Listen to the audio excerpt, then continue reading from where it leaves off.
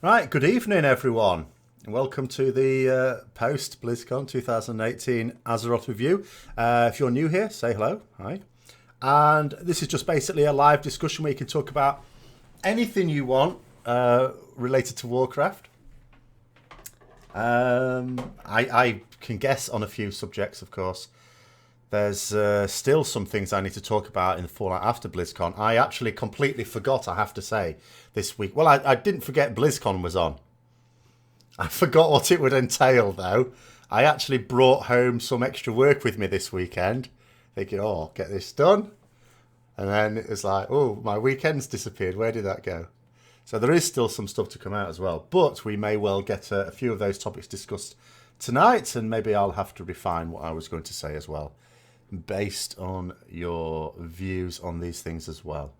Hi, Aluki. So, I mean, I suppose topics up there. We've got, I suppose, Blizzard in general. Yet again, we can scratch our heads and wonder what it is, what their approach to us is. Because I think it's not even the Diablo thing. I think, you know, after the World of Warcraft panel even, there's just a difference now with how they view us, which was very evident compared with, as in us, the customers, compared with a few years ago. Wasted more time on GCD stuff. See, the thing is, yeah, they wasted a lot of time on the GCD stuff over the beta. What they should be doing is just, they should have abandoned it. People say it look like John Goodman. I've never seen it myself. But then people say I look like Russell Crowe as well. Hiya from California. Oh, well, if you're from California, were you actually at BlizzCon then? You wouldn't have had very far to travel, would you? But, what was I? Yes, so, I don't know. I don't know what their issue is anyway.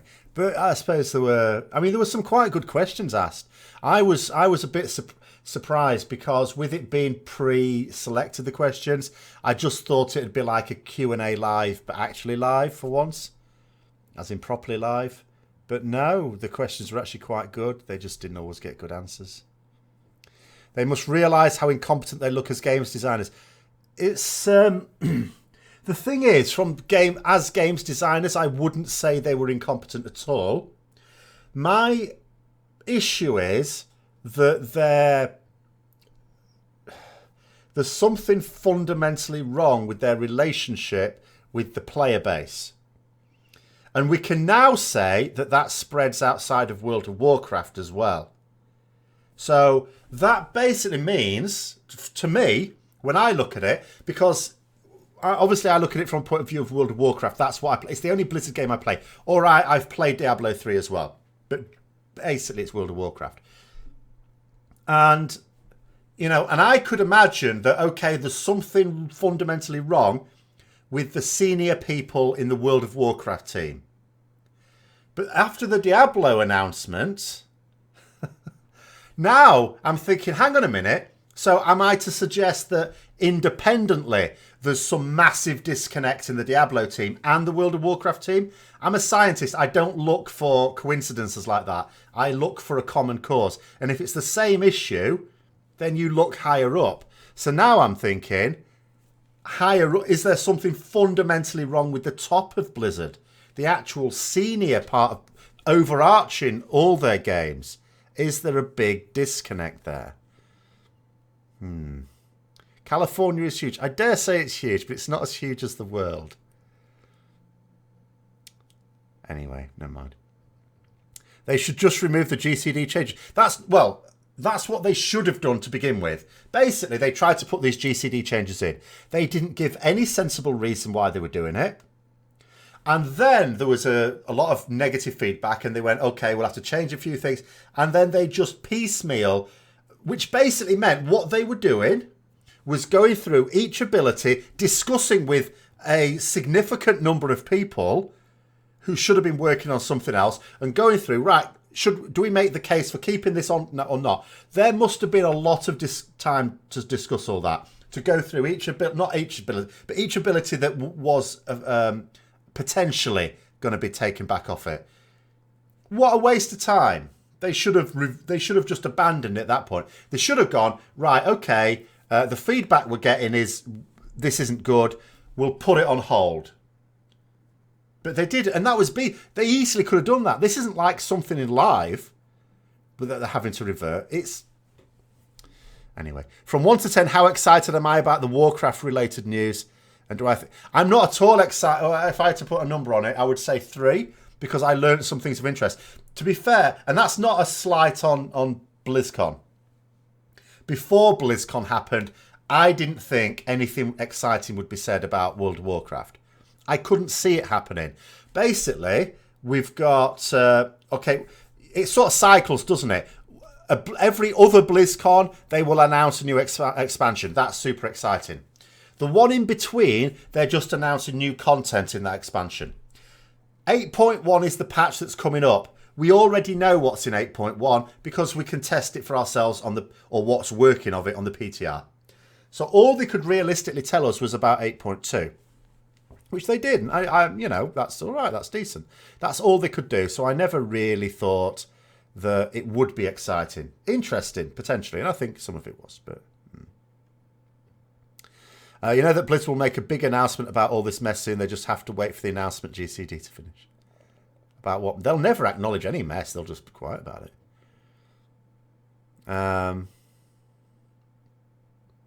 Check Mark Kern's Twitter page. Yeah, I've seen that. Don't worry. I've seen Mark Kern's Twitter page. Although, here's the thing. There's an awful lot of people saying an awful lot of things. We have to be a little bit careful. So Mark Kern, former guy at Blizzard, of course, and he said an awful lot of things. You always have to be careful when reading something someone says that you agree with. Yeah. What he's saying, I agree with. I've got to be honest. But just because I agree with it doesn't mean it's right. Put it this way. Former employee of Blizzard tells them that they're a load of idiots. How many people who've formerly worked at a place would say that the people there now doing those jobs are not doing a good job? Any number of people would say that. Now, I agree with him, but just because I agree with him doesn't make him right.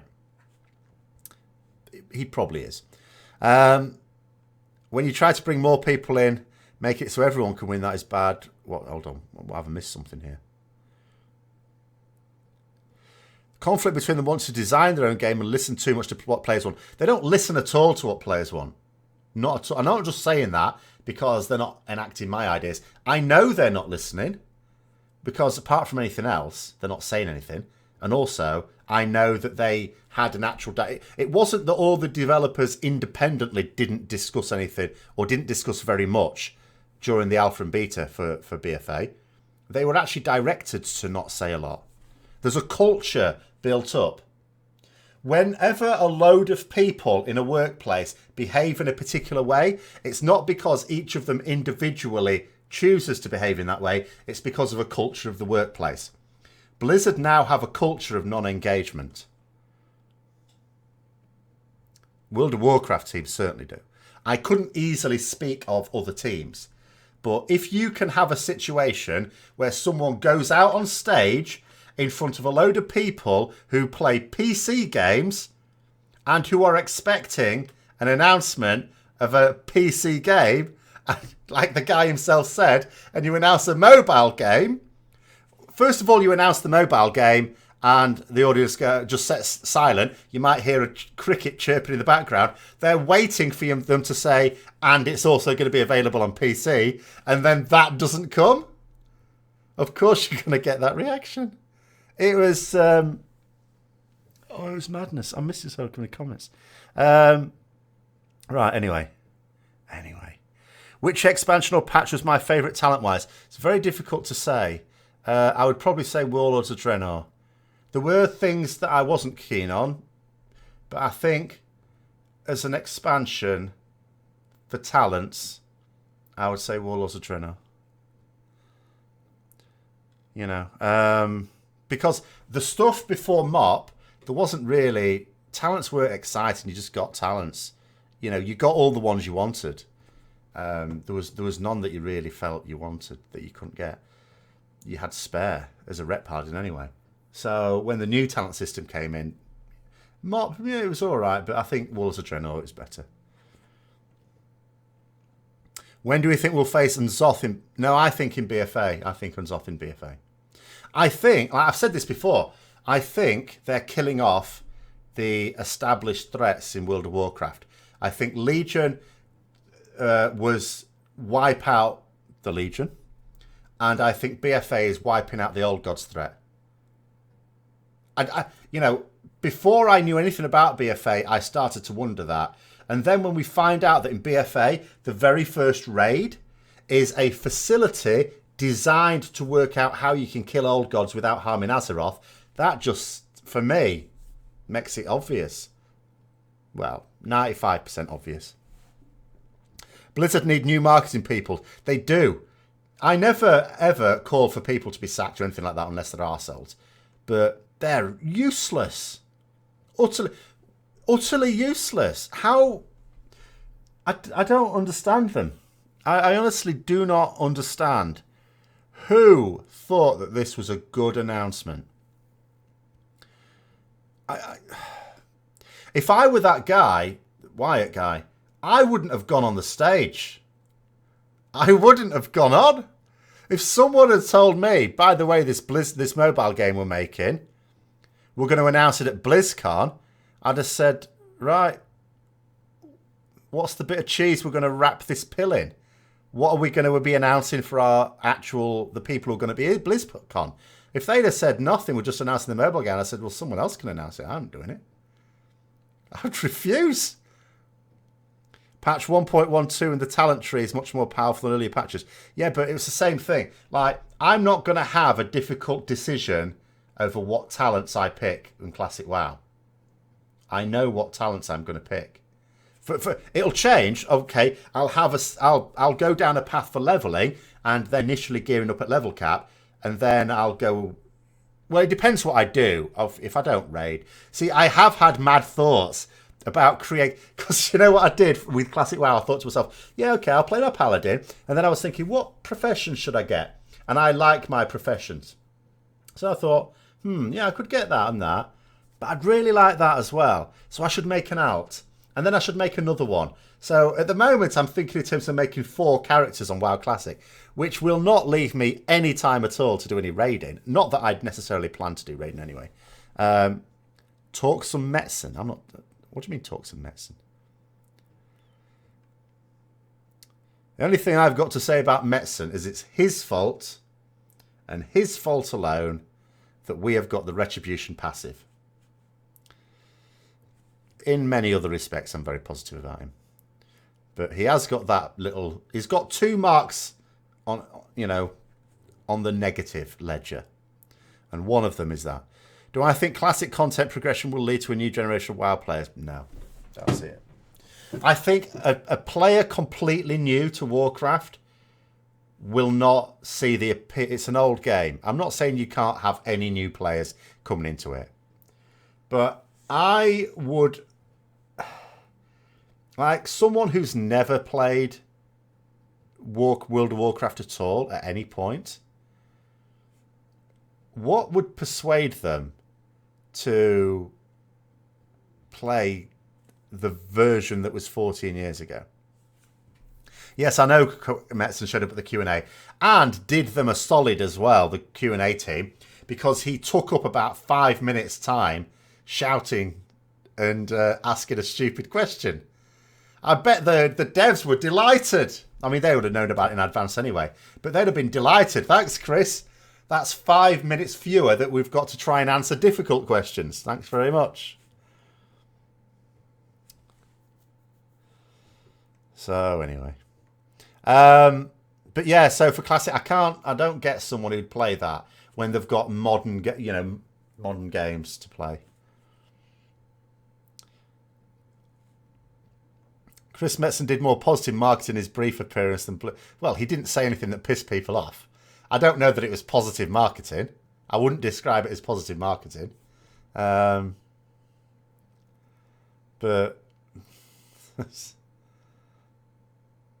I don't know. But he was someone who was, I mean, he would never have stood up and said, by the way, we're bringing out this game that you might like. Oh, by the way, it's on a platform you don't play. He was, in fact, he was actually someone who was a bit of a natural, good stage presence. Your roommates don't understand what you're excited for Classic. No, they wouldn't. They wouldn't, and I wouldn't blame them. You know, it'll be for people who played it at the time and want to still play that. They miss the elements that are now missing from the game, in my case. Or played by people who didn't play it at the time, but they've played through a lot of World of Warcraft. That means they've missed story. The storylines you cannot play in World of Warcraft now because they rewrote the 1 to 60 content. So there'll be players in that ilk that will play it as well. And then there'll be other players who'll play it out of curiosity. I strongly suspect those players, there will not be a good conversion rate for staying playing it. So. It seemed like he wanted his old job back. I don't think so. He was very scathing. In his interview when he left, he was very scathing about having to do... I think he misses working as on games. He doesn't at all miss being a senior manager. He hated it, from what I could tell from his interview. I'm sure he misses being around Blizzard, but I don't think he misses doing the job he had to do. I don't think he liked it. Companies want games to be addictive, and addictive is not a synonym for fun. Well, no. No, I don't...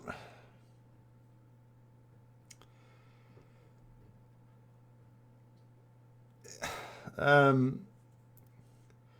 mean, they have to work on that. They have to work on that reward feature, don't they? All games need some, rewarding part of it to trigger hormones and get you to carry on playing it.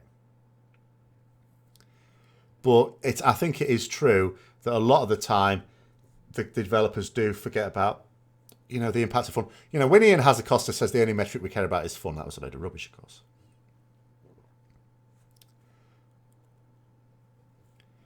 OSRS is an old version of an MMO and has almost doubled in player base.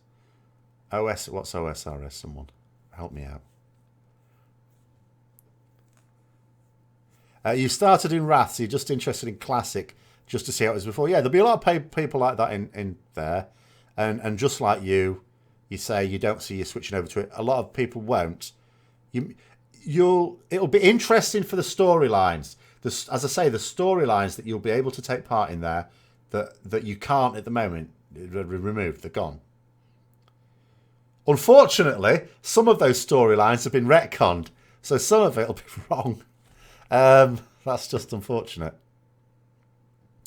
You could see if Classic WoW gave you stuff on the current expansion at some point. The thing is, the thing that I always say is there's a lot of things about Vanilla WoW I like still now. The concepts that I like. But I also understand that I don't think there's anything about Vanilla apart from the quests that I think they changed for poor reasons. It's a bit like, just to give you an example, I have to bring this one up actually.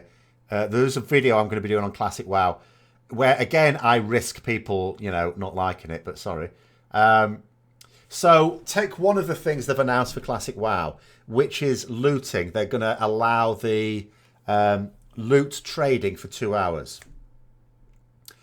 Now, I know Asmongold said it was stupid. Now, that's unfair because it's not stupid. Even if you disagree with it and you think it'd be better off without it, and he did come up with a valid justification. His justification is that with loot trading, it allows a group of players to go into an environment and all roll for the same thing and then pass it to the person in their group who actually wanted it.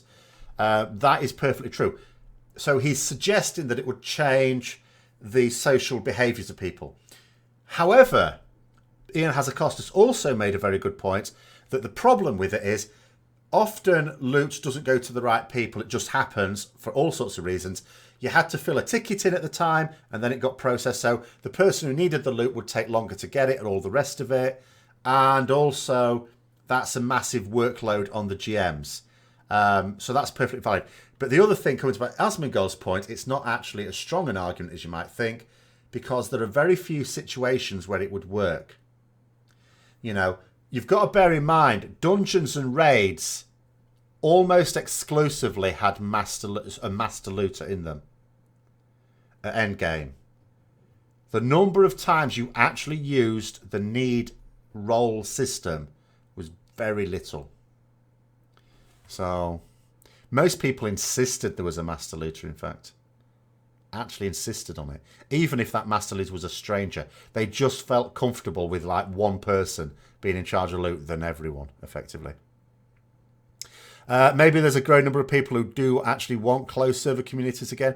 It might be that, but it might not even be the closed server community aspect of it. I know that's an appeal for a lot of people. It is an appeal. The largest plus for you is the Warcraft 3, the meat wagon. I don't know that I'd want to play Warcraft 3 again, though, because I'm not sure that I'm as much of a fan of RTS as I used to be. So I'm not sure. Like, even out of nostalgia, I'm not really getting the feeling I'd want to go back and play it again. Mobile phone games would be much better once we're able to integrate them with virtual technology. Well, the thing is, like, technology is a big driver for the gaming industry in general. An industry, it's been around since the 70s. It's older than me, or about as old as me. I'm about as old as the gaming industry. So it's very difficult sometimes to predict. All we can predict, and as I did a series on it, didn't I? How over my life certain aspects of it have changed. But all we can actually predict is that in 10 years' time, gaming will be different in some way. Markedly different to as it is now.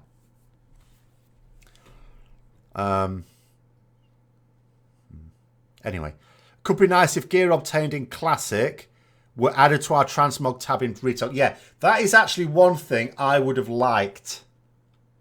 You know, I would have liked being able to get... And I didn't buy their argument on that either. Their argument on it was, oh, but there are people that have acquired these items back in vanilla and it's special and they want to feel special. To which I say, tough shit. Because there are people who obtained bits of gear in TBC who worked just as hard for them. But anyone can go back and get the TBC items for transmog. Easy. Solo it all. So I don't buy that there's anything intrinsically special about the vanilla stuff. The only reason all those stuff you could get from vanilla is special is because they got rid of it. They kicked it out of the game. That's all. That's the only thing that makes it special. So, you know.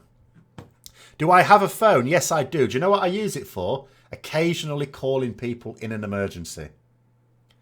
It is a smartphone. I occasionally check Facebook and Twitter at work during breaks. But I'm not a big phone user. I certainly would not play a game on a phone. No way. I wouldn't like the controls and I wouldn't like the screen. I don't even like playing console games. I do not like console controllers. I would hate mobile games. And I ain't trying it. I don't care what anyone says. I would hate it. I would just stop. I mean, I don't need electronic... If the PC was to die out tomorrow, that would be disappointing. But it's not like I haven't got other games I can play. The leveling of vanilla may be nostalgic and fun, but you think raid bosses will go down fast with a skilled player base. You're overestimating people. No, they won't, actually. They won't go down that quickly. They'll only go down a lot quicker than they might have done in the past because there'll be so much information about the best ways to do them. You've got to remember something about vanilla. One is a lot of the bosses were gear checks. A lot of them. And you ain't going to get the gear any quicker in Classic WoW than you did in Vanilla WoW. It's not happening. You know, you take going into Molten Core, for example. That's 40 people. You kill the first boss. He drops 2 items. It's not a straightforward thing to get to that first boss either. You ain't gearing up quickly at all. Command and Conquer. Never a fan of Command and Conquer. Not because there's anything intrinsically wrong with the game, but because I'm only a fan of fantasy games. Don't like anything with a sci-fi element. unless there's fantasy baked into it like Star Wars. It's only about unobtainability, right? Only unobtainable game prestige. Yeah, but the only reason it's unobtainable is because they made it unobtainable. They didn't make stuff in TBC unobtainable.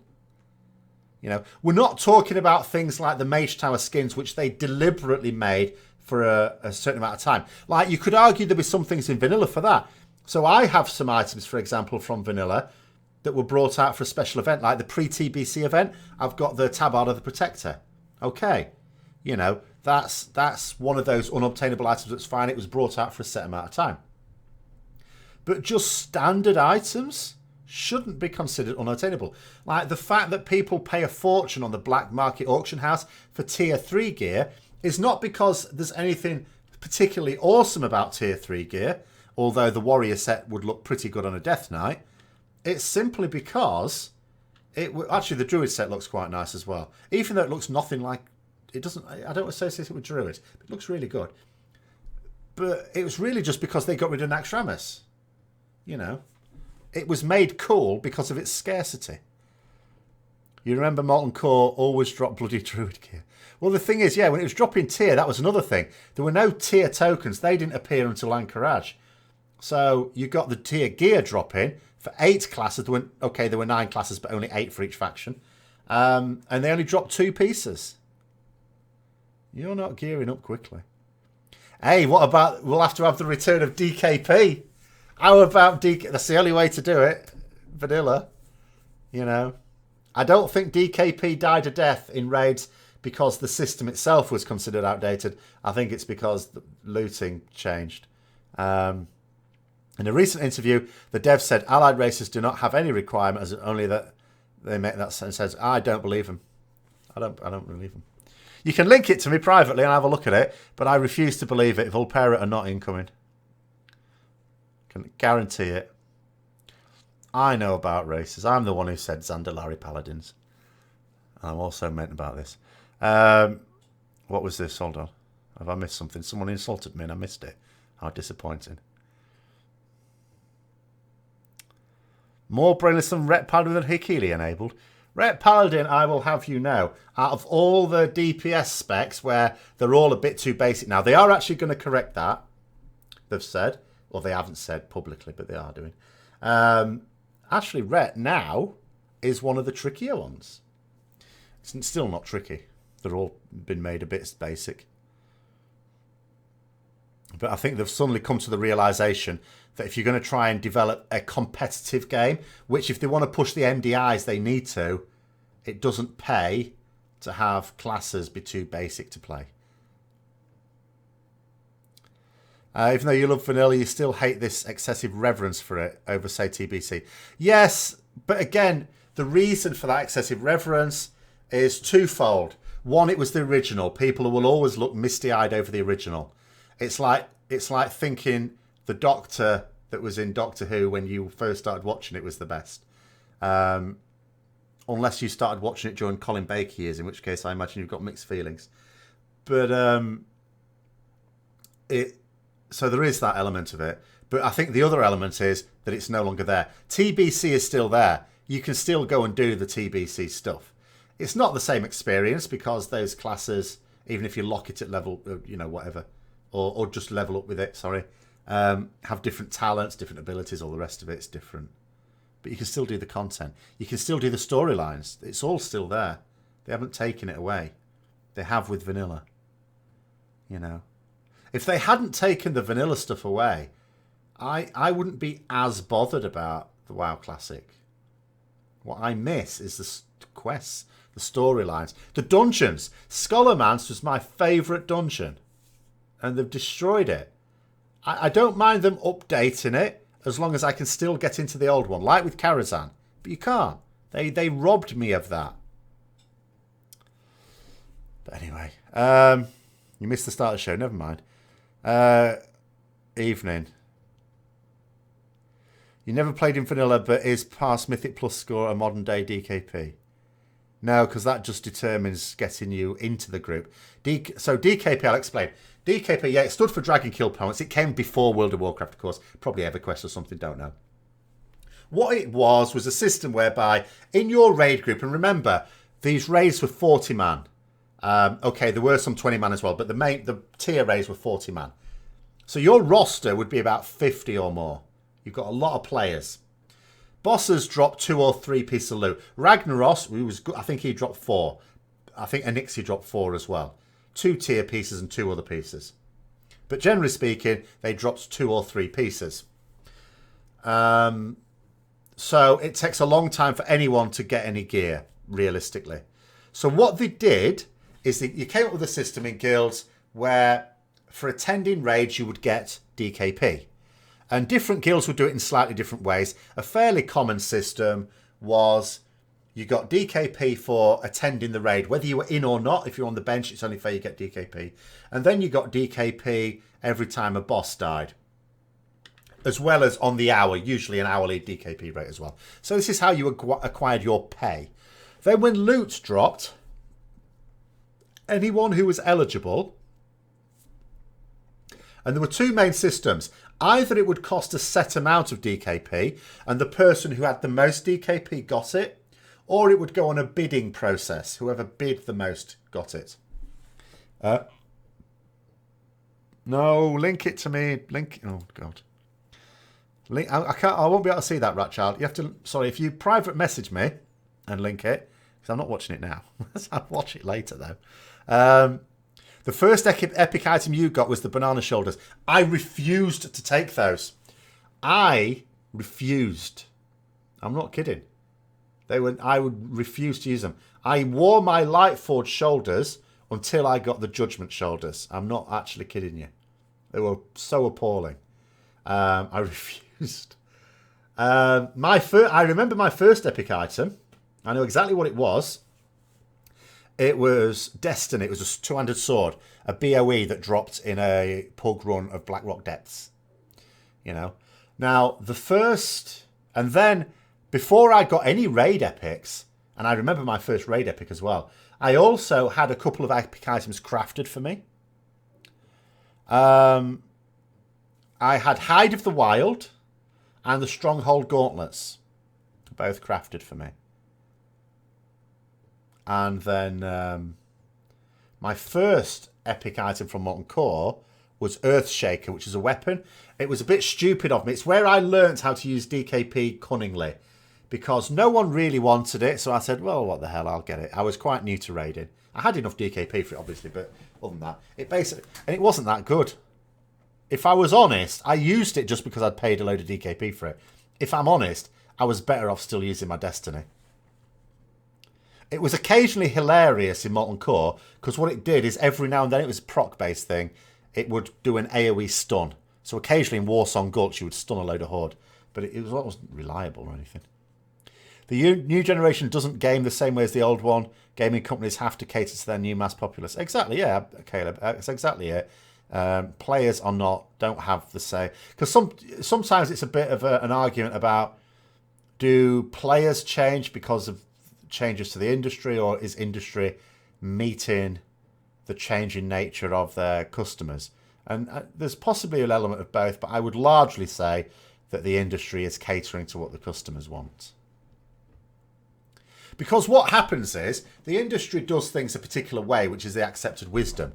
Then some, loose cannon maverick does something weird and wonderful, and it becomes popular and people like it. So then the rest of the industry goes, oh, that's popular, we'd better get in on that. So I think it's mostly the industry following. But there is an element that it can be both. You also wish they'd have split Sunken Temple into multiple dungeons. No. I like Sunken Temple. People used to split it into what? It's a bit like Blackrock Depths. People just split it themselves anyway. I mean, no one ever had any reason to do a full run of Blackrock Depths ever.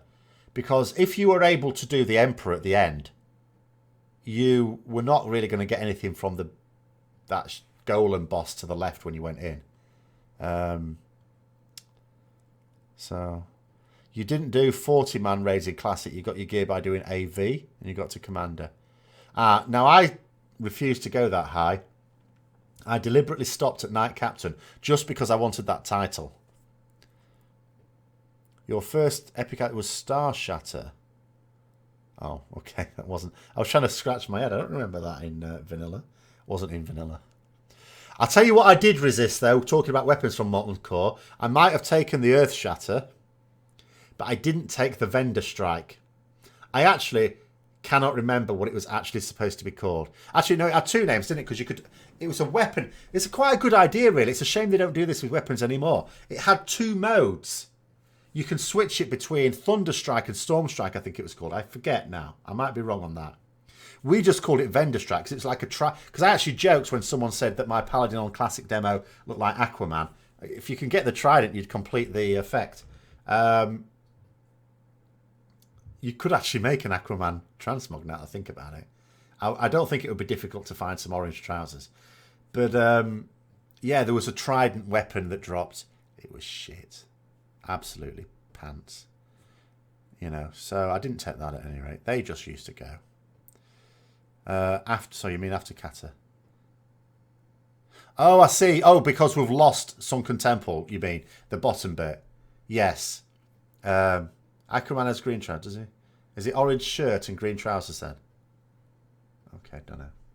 All right, fine. I'm sure you could find it that way around as well. In fact, I'm certain you can find green trousers. Right. Yes. I mean, to be fair, there are a lot of people that the troll bosses were a bit of a chore, but they were still, you know, it's part of the dungeon. It's a shame they're not there. And the bottom boss was also a lot of people did it. And I suppose the difficulty with the multiple dungeons thing is what they've done is created the middle bit, which is the meat of it. And it's difficult, but not impossible, but difficult to go to do as a separate dungeon, I suppose. Just the troll bosses, which weren't proper bosses anyway. And then the bottom guy. I think that's the only thing missing. Is that the only thing missing at the moment? As far as I can remember, I didn't used to do Sunken Temple a lot. I didn't do it a lot in vanilla. I did it a few times though. It was so out of the way, and there wasn't any tier gear that dropped from there. Though I think when they introduced the class quest, there was some stuff that you needed to get from there. You had a priest today when doing the +10 with Benediction. Yeah, well, that was the other thing, wasn't it? Yeah. So Benediction, the healing weapon, and you could change it to Anathema, I think it was called, the shadow version. Yeah, that was nice as well. I'd almost want to make a priest just so that I could experience the quest line for that. Because the priests in our guild, what they would do, because what it involved, for those who don't know, is you do this thing where you go to Strathome, outside, not in the instance, outside, and then it's like you play back Arthur's scourging it, for want of a better word. Purging it, that's the word I was actually trying to think of. And you had to heal the peasants and stuff like that were being killed by him. Now, as a paladin, of course, basically the priest would want to get buffed. So he'd take along a couple of paladins and a mage and a friend, you know, to buff them, basically. So we'd just be stood on this little hill watching them going around, randomly healing, because we couldn't see it. We could only see the priest player. And they'd be randomly healing these invisible things. I'd quite like to experience it. Back in the day, not a lot of people recorded video either, and so I've never seen it, even. Which is a shame. So I would like that. Yeah, so you don't understand that even though Classic is much slower than now, back then, New WoW was the first MMO you could do anything good solo and run a regular computer. WoW has always been like that for me, in terms of running very well on a potato. It's been superb. So when I quit the game, first of all, I've said this before, when I quit the game, and then I came back to it, the reason I came back to it was because, at least for a brief period, I don't mean when I came back to it properly, just to play casually, was because I'd been playing Lord of the Rings online and Warhammer online. And I'd be enjoying them. I joined guilds and I played them regularly. I was fine with them. It was okay. But then my graphics card melted. I couldn't afford to get a good one. I could replace it, but with just a cheap off-the-shelf one. And off-the-shelf where I live was not good quality. and found I couldn't play Warhammer Online at all. Wouldn't run. And like, everything was like moving through treacle. And Lord of the Rings Online was also noticeably worse, to the point where it was difficult to play as well. And then a friend of mine started saying, I'm going to play World of Warcraft again, just casually. Do you want to join me? So, you know, I just loaded it up and logged on. And it worked perfectly. I could even raid in it. So good. You remember your warlock friend getting the one-handed sword from her car? And look, I don't remember that. One-handed sword from her car. There's, in terms of caster swords, Azure Song Mageblade, which dropped in Molten Core, was a very desirable one. Even for Paladin, I pissed off a mage by grabbing it. So it's not a Paladin weapon. Bollocks, it was a fucking brilliant Paladin weapon. For Holy, of course. And then I remember there was a mace that dropped off Jindo in Zul'Gurub. A healing mace. Even though I didn't think at the time that was quite so good as the Azure Song Mageblade. But, you know, it was about there. Oh, was it Shadow Strike? Hello, thank you. I don't remember a lot of the loot, of course. You know, if it wasn't something I was after, I don't remember it. But if a Warlock wanted it, I probably would have as well. I don't remember a Hakar one. You just can't go through the 1 to 60 again as AFK rare. Do you know I've got an idea, William? Do you know what my cunning plan is? Right? I can level up my Paladin without playing the Paladin. Because, guess what? I've got 3 accounts. That means I've got 3 WoW Classic accounts coming. See where I'm going with this? I can level up 3 characters at once if I want. Obviously, for dungeons, that's not going to be feasible. Even Kevin. So what I can do is I can have my mage, pew, pew, pew, pew, pew, and then the other 2 characters, or maybe 3 would be going too far. Maybe I'll just do 2. So my paladin and my mage can team up. Mage. Pew, pew, pew, pew, pew. That'll work. It's not multi-boxing. I'm not controlling them both. The other character will just be on follow. And if it's a tough elite mob and my mage won't be able to handle it, in comes the paladin. You know. You're amazed Lotro is profitable enough still to be around. It doesn't cost very much to keep an MMO going and even to keep new content in. That's the thing. It's a big money spinner. Even given they must be paying a fair bit for the license, you would have thought. You know, World of Warcraft, very, very little of the World of Warcraft profits go back into the game development. They're simply not needed. Which is probably why Ian Hazikostas tried to suggest recently that he should be given more resources, because he knows it wouldn't cost very much more. You know. You caught your GM fish botting last night. Is that even still a thing? It was 3 a.m. and he was in Krasarang Wireless, wasn't responding to you. I didn't think... I mean, fish botting used to be a thing. It used to be hugely profitable. I didn't know it was still a thing.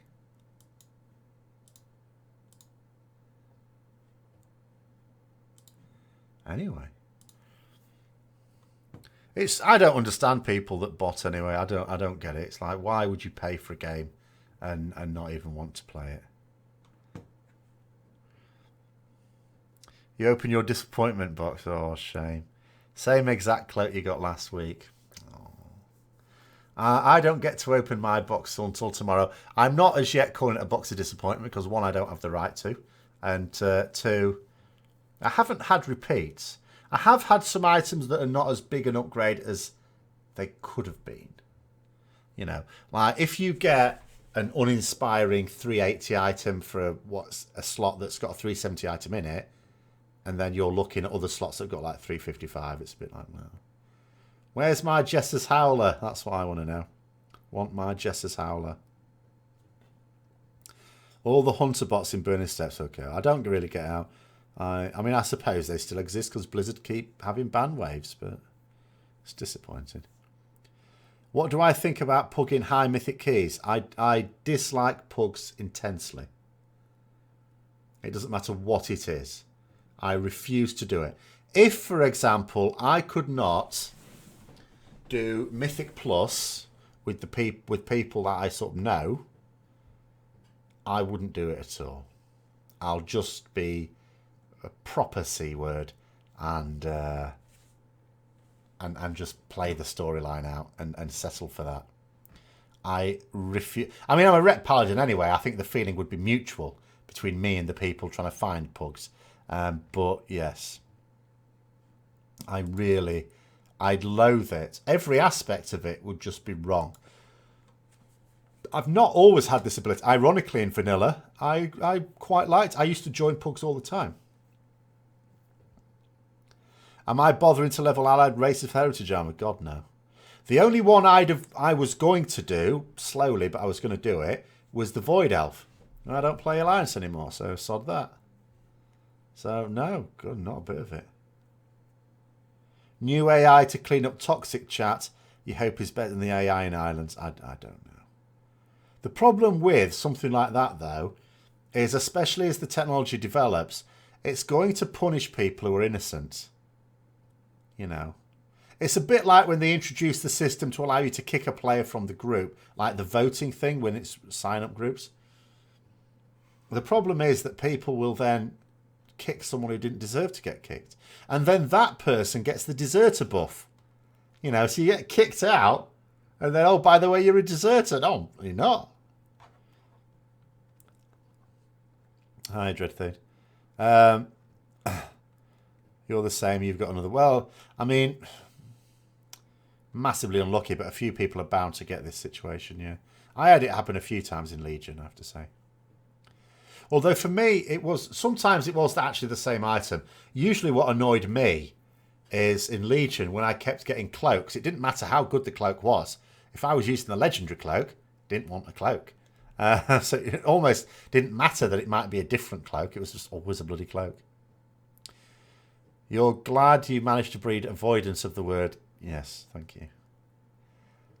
I don't avoid saying no. I just don't like people using the word because there's no need for it.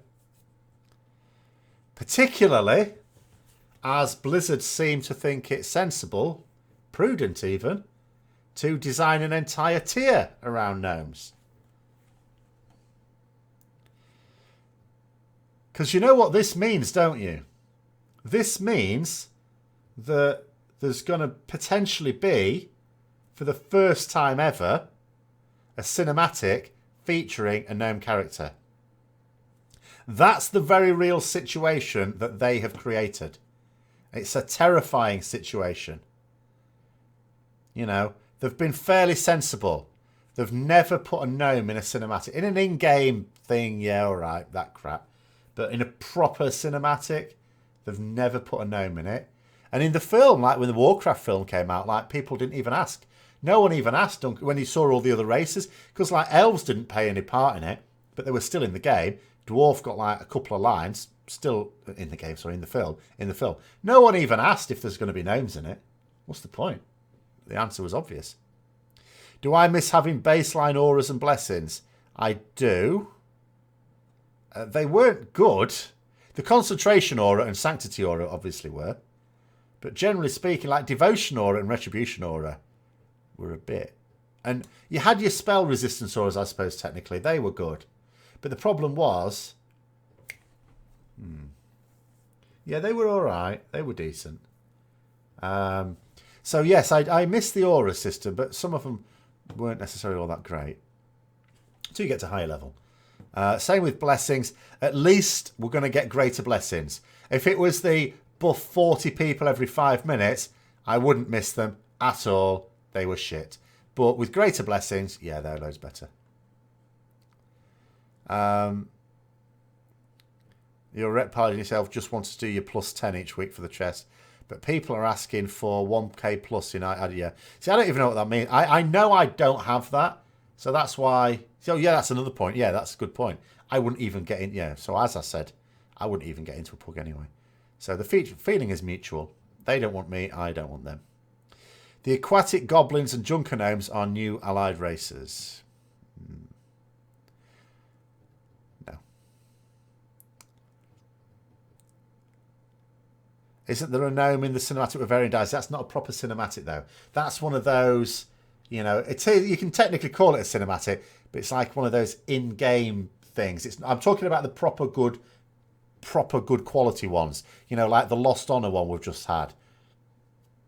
That sort of quality. We've not had a gnome in one of those.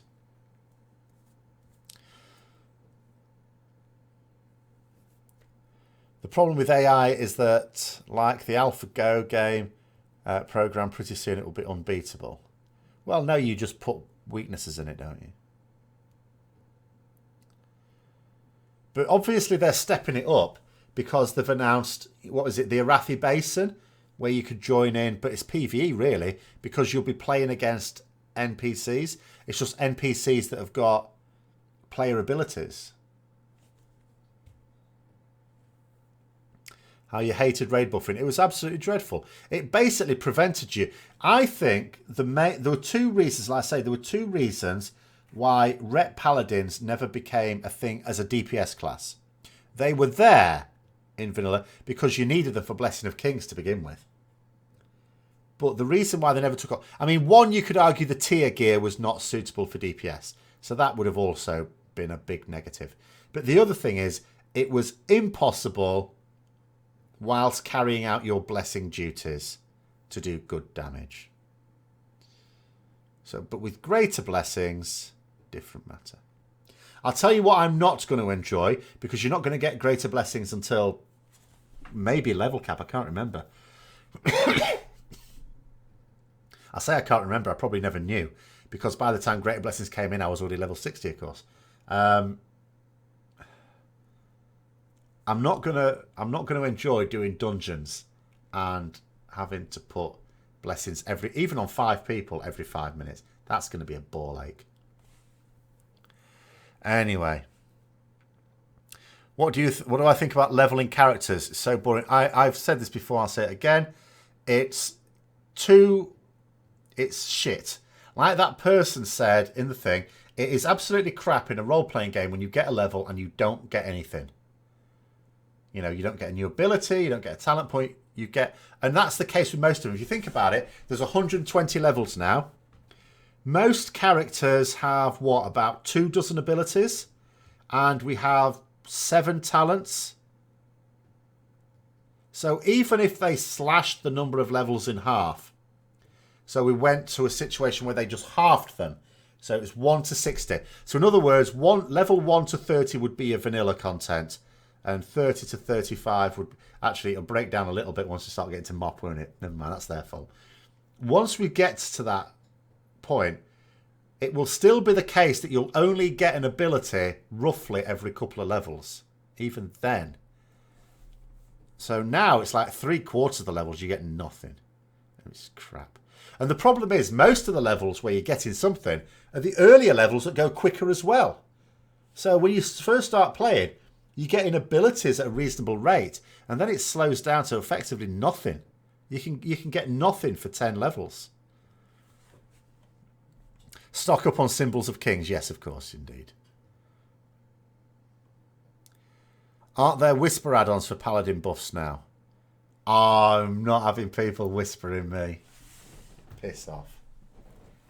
I never let anyone's buff fade unless they went somewhere stupid. I used to position myself to be in a good place to be able to buff people quite quickly.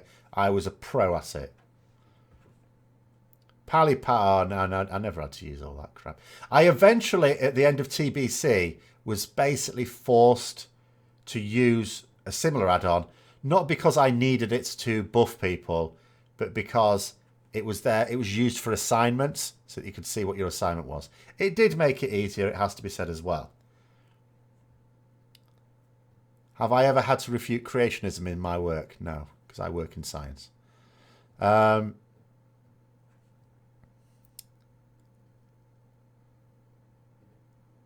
They whisper you kings and they add on bust them with king. No!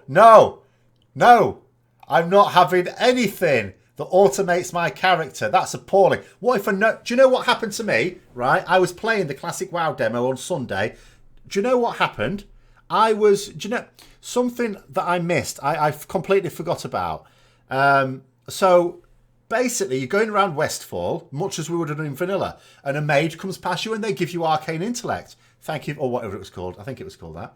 Thank you very much. I gave them a blessing of wisdom. All right, theirs lasts longer than mine. I get the better deal out of that, even though actually divine intellect doesn't do that much. So arcane intellect. Arcane intellect, I think, was the short one. Arcane brilliance, I think, was the big one. Anyway, and that's quite nice. Priest comes along, they give you a stamina buff. You give them a wisdom. You know, that was really nice. And then, do you know what happened? Do you know what happened after all this? You know, I'm thinking, oh, I'm starting to feel like it's a social experience now. People, you know, buffing each other. A bloody gnome came up. A gnome warrior came up and asked for might. Silly bastard. Ruined it all completely. Completely bollocks the whole thing. Obviously, I didn't give it to them. The idea that someone could whisper me and get a buff off me without me properly considering whether they deserve that buff. Not on. That's not happening. I'm not getting any add-on that gives people a buff. I will decide who gets my blessings. It's called a blessing, right? The whole word like infers that it's granted, not taken. Anyway, out of those whopping 10 abilities we get, how many have multiple functions?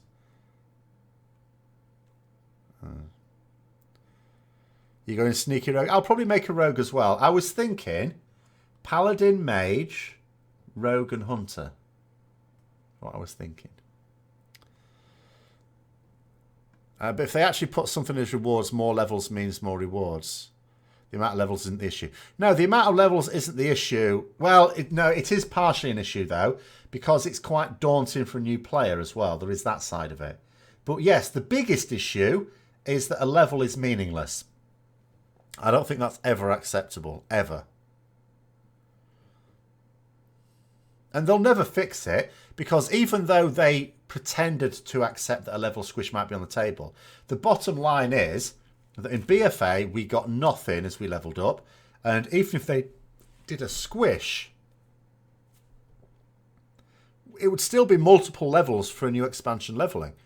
So we'd still be getting multiple levels and not getting anything. I mean, there's solutions to it, but they just don't want any of them.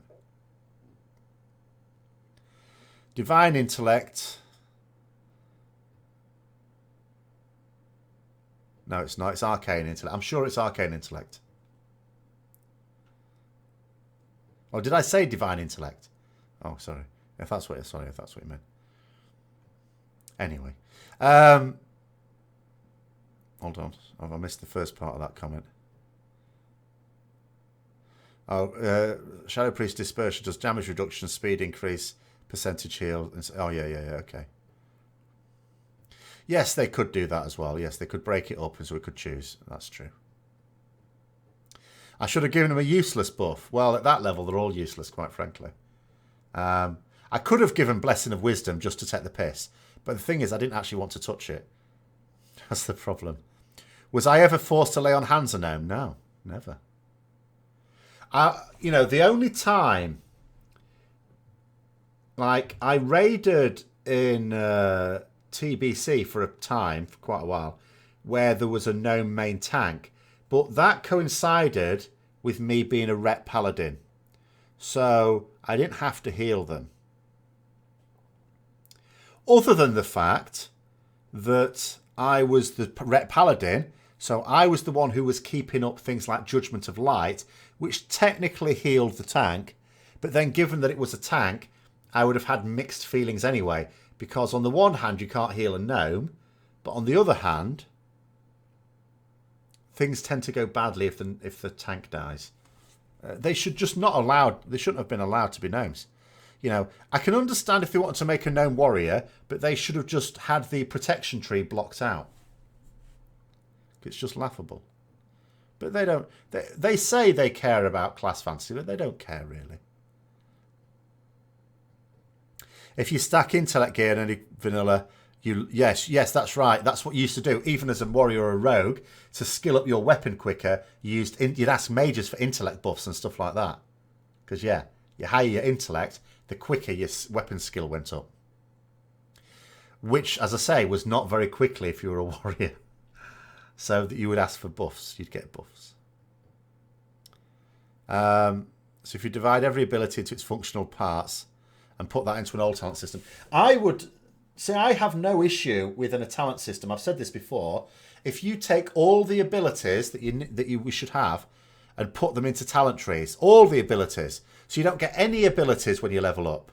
You get a talent that allows you to first of all choose an ability and then gives you the option of increasing the power of that ability. So the idea is that by the time you get to level, and it works more like, not like an old talent system where you have to choose, it would work more like the artifact system in Legion, where at the end of it, you'll get everything. This could be an addition. I'm not saying you should have no talents. The current talent system is fine for that.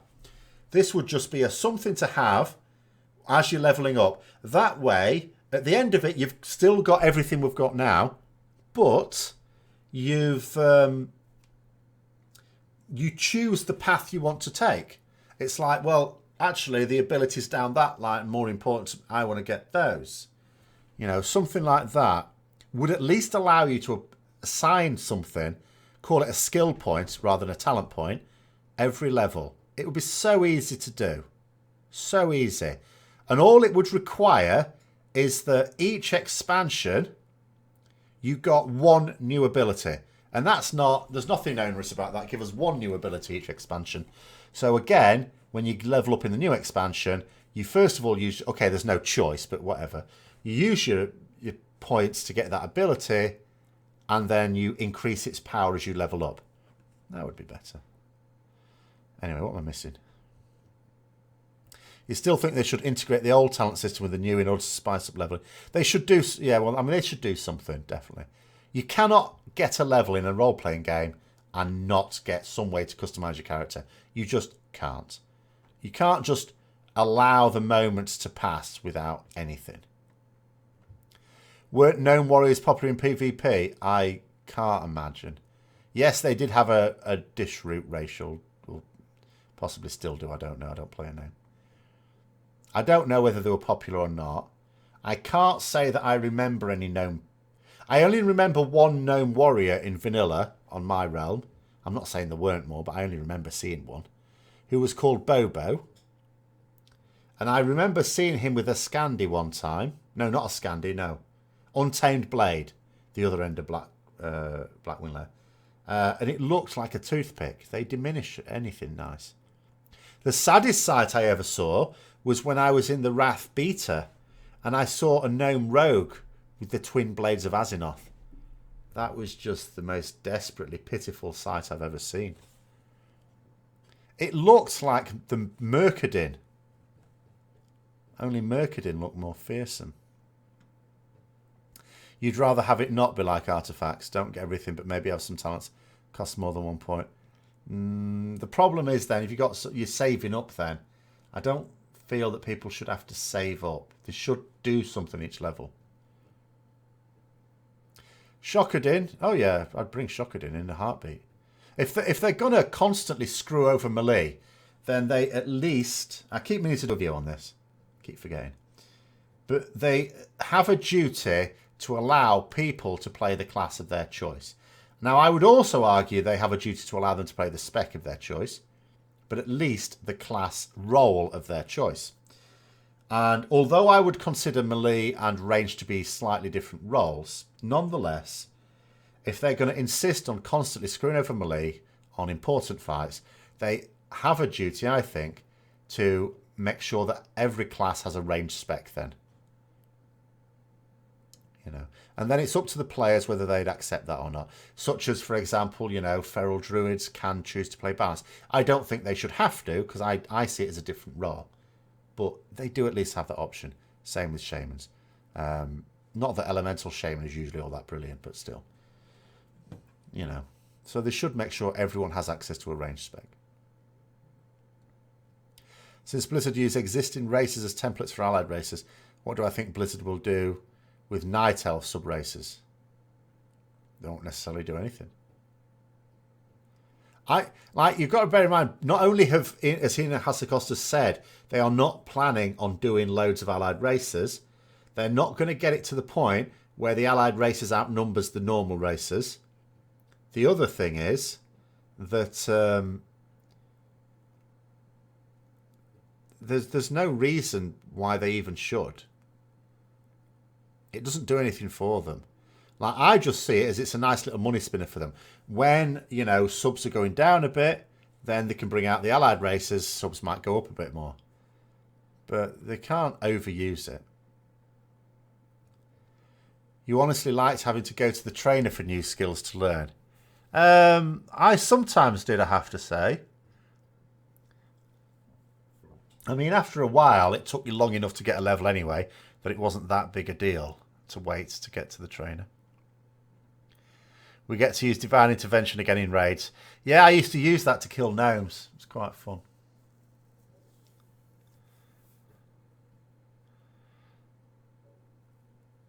Rhett could play as a ranged spec not too long ago. No, it could. I mean a proper ranged spec.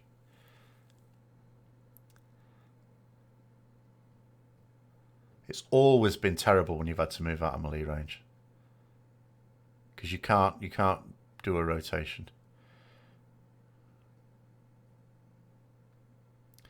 Not everything would cost more than one. Give the option to Boomkin gain star stage for 1 or let Moonfire hit 2 targets for 2.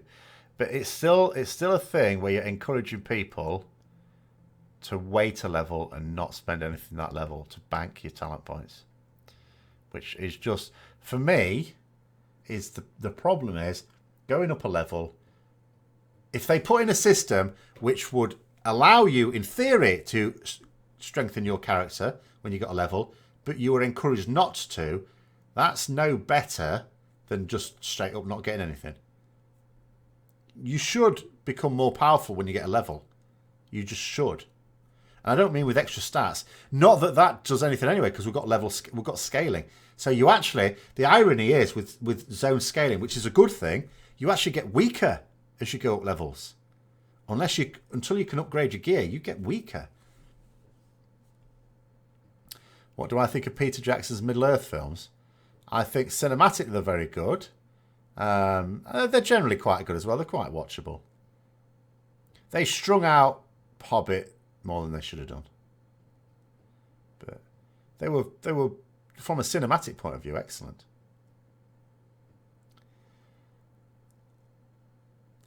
You remember down ranking as a rest? Oh yeah, down ranking was very common. Well, I say very common. If you actually paid attention, it was. I know I used it to great effect. On my bar, I would have multiple ranks of healing spells.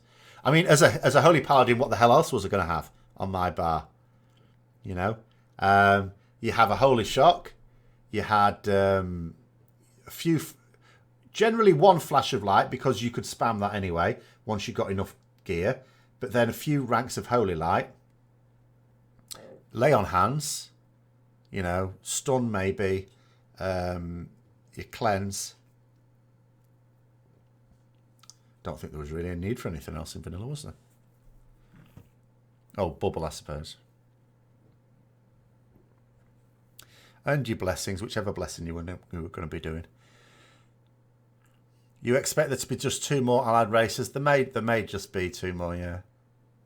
There might not be any, but I still expect an Alliance Undead allied race, because I just think that Before the Storm novel was setting it up for it. And if it doesn't happen, then I will look back at that book and think, what the bloody hell was the point of that?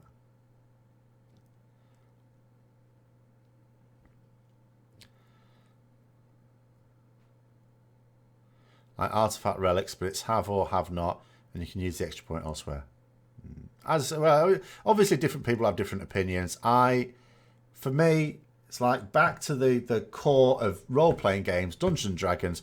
When you get a level, you get stuff.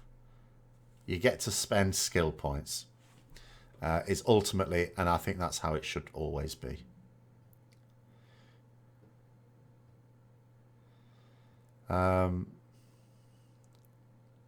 You think we're going to get underwater allied races? Well, no. They've even chickened out from the underwater zone, haven't they? Nazjatar is not an underwater zone. Or certainly they haven't... Well, at least part of it definitely isn't. They've said one underwater boss. And I don't know whether it was just me, but I think they approached that statement with a certain amount of trepidation as well. I didn't like the idea of an underwater zone, I have to say. But I also don't like the idea of Nazjatar not being underwater either. You know, this idea, yeah, sure, you can bring it up from the depths. They did that with Suramar, for example, of course. So it's doable. I just don't see why the Naga would.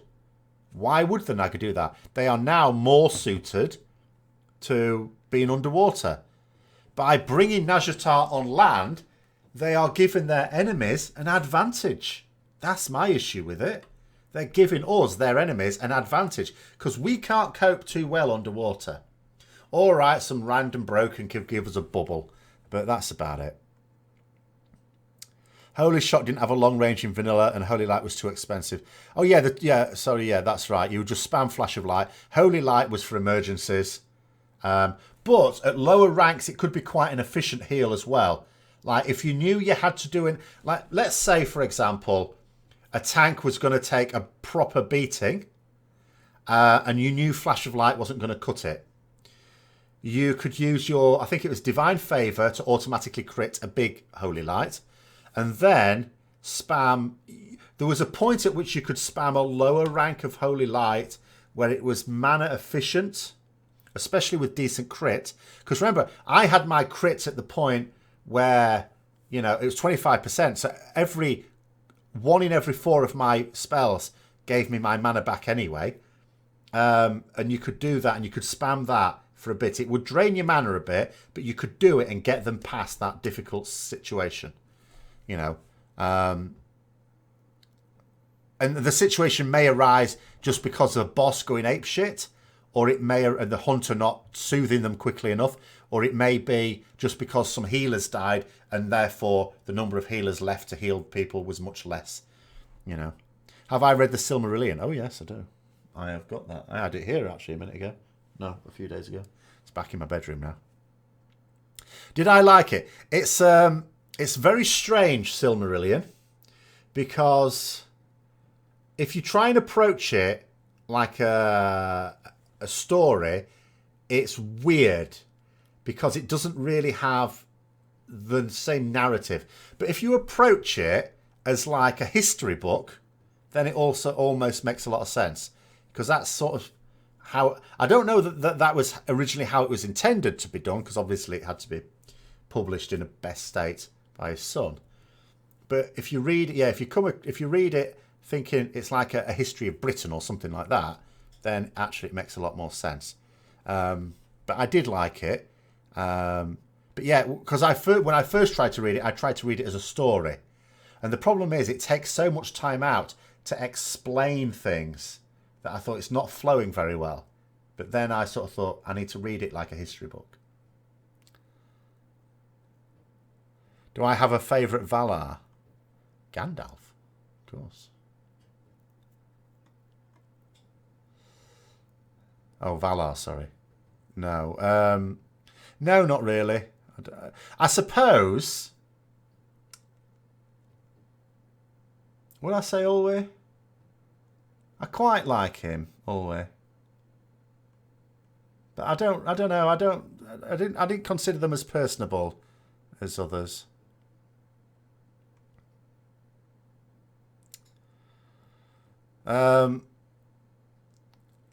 Vashir had an amazing atmosphere, though. Well, I don't know. See, I came to Vashir as well because I didn't play Cataclysm until quite close to the end.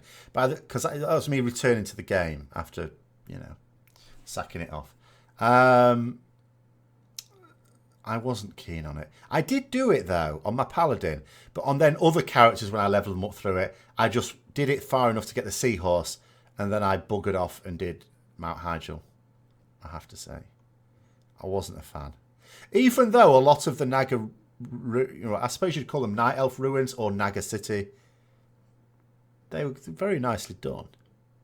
And the quests itself were nice as well. I didn't have an issue with the quest. I just don't like the underwater aspect of it.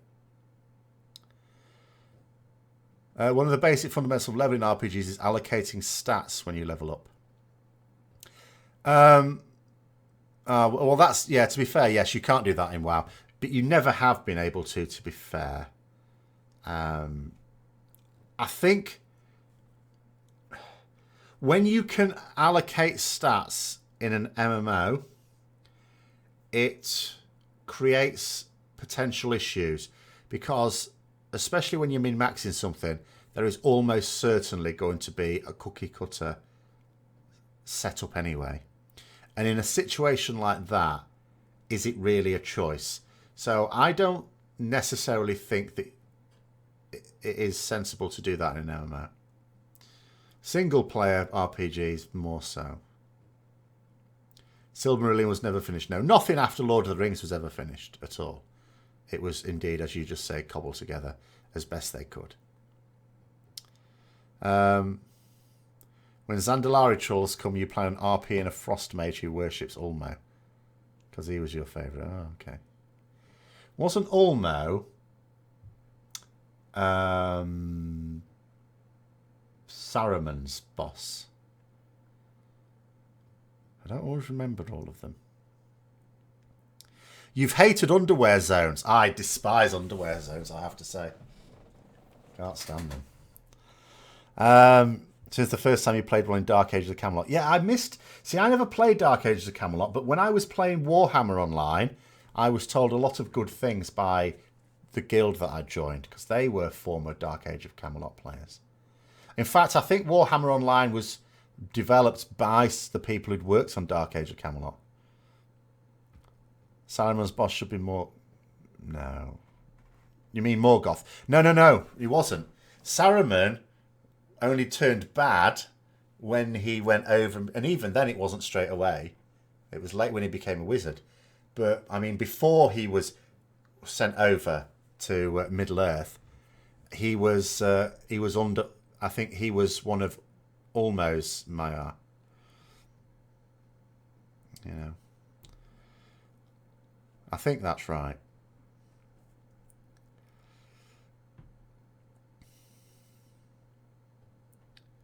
I'd have to check anyway. I sometimes forget. Some of them have quite similar names as well, which is not very helpful. What's the difference between, say, that and Elite's Dangerous when you're always thinking of moving in full 3D? Hang on. Or what? What am I missing? What have I said?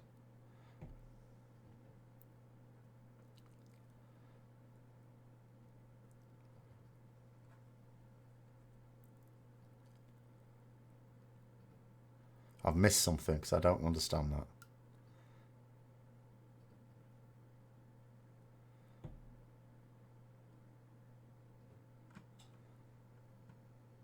Anyway, we'll go back to this comment while I try and find that. Oh, I've missed some more comments. Do I think there should be a glyph to be able to not have the new animation of Vangean Wrath? I think, yeah, basically, whenever an animation is changed, I 100% think that they shouldn't get rid of the old animation. It should be made available as a glyph, always, as a standard thing. Or better still, I say better still, differently still. Maybe for new animations, they should give them, I said this before, haven't I? They should give them as glyphs, as rewards for doing certain achievements. If they want people to go out in the world, have achievements that give you a reward of a new spell animation. Am I looking to the TV series about the young Aragorn?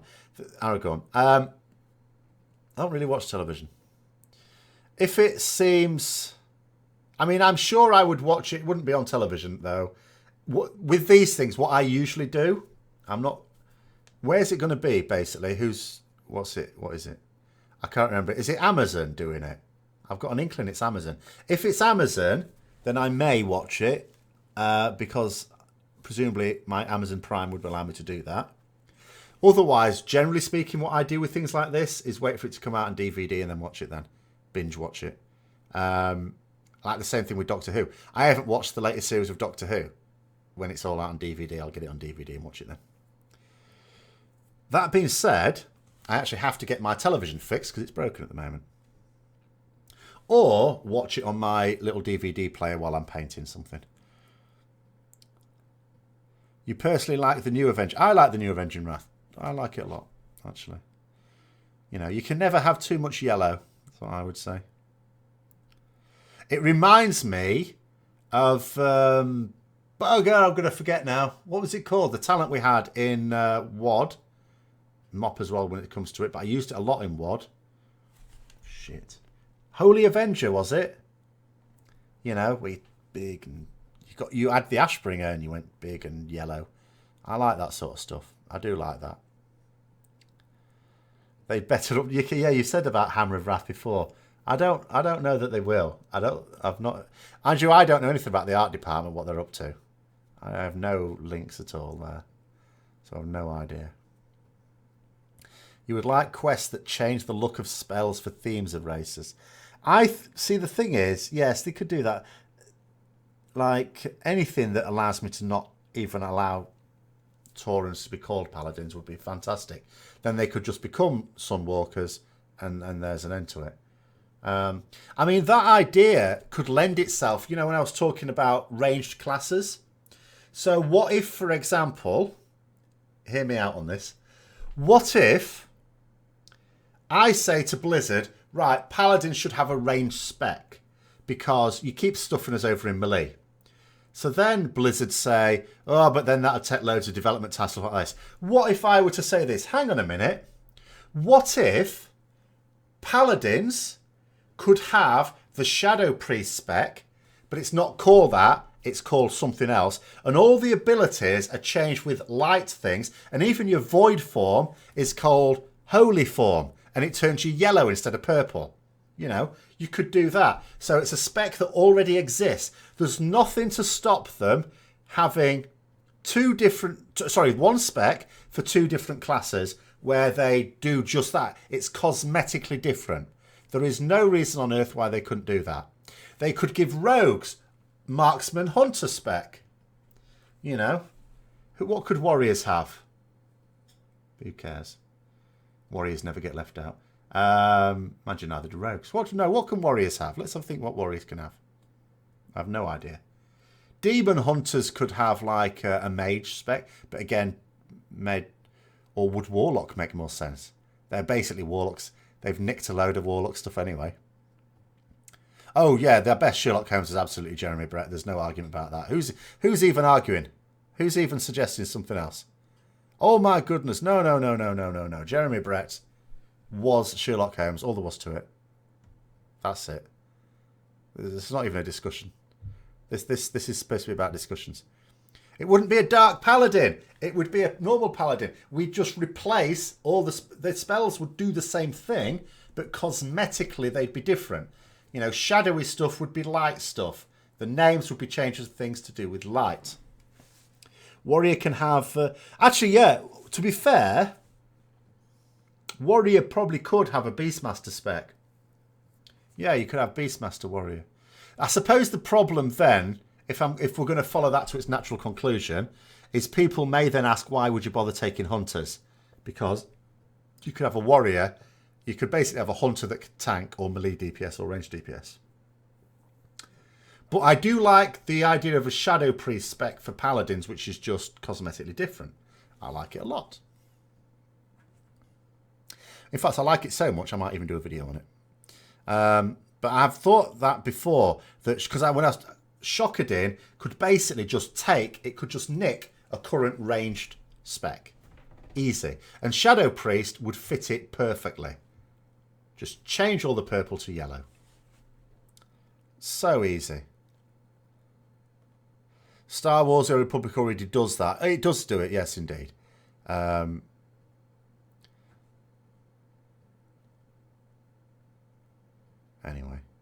Would they deal shadow? No, it'd be holy damage. You would deal holy damage. It would all be holy. You're just taking the mechanics, the game mechanics of an existing spec. So you don't have to create a new spec. It's already there, and they're already tuning it for the priest. It's just that you're a paladin doing the same thing. And you wouldn't be doing priests out of a job because the other specs are also valid. Like, I think, now that I think about it, giving hunter specs to, like, a rogue or warrior or something like that probably wouldn't work, because then you'd be invalidating the hunter if their other two specs, for example, weren't so good. Whereas you wouldn't be doing that with a priest, because their other specs represent different roles. They already have exorcism that was ranged. The harsh words glyph denounce a lot more. Harsh words was not a serious TPS. The only time I remember using harsh words was on the belt on Siegecrafter. When you were first learning the fight, if occasionally something went through the belt and you couldn't attack it anymore, a ranged word of glory could finish it off, which it did a couple of times. In one of the panels in What Next, they had something about new friends with a Gilblin. I didn't see the Jinyu. I saw the Gilblin. Because obviously, things like that are natural enemies of the Naga anyway.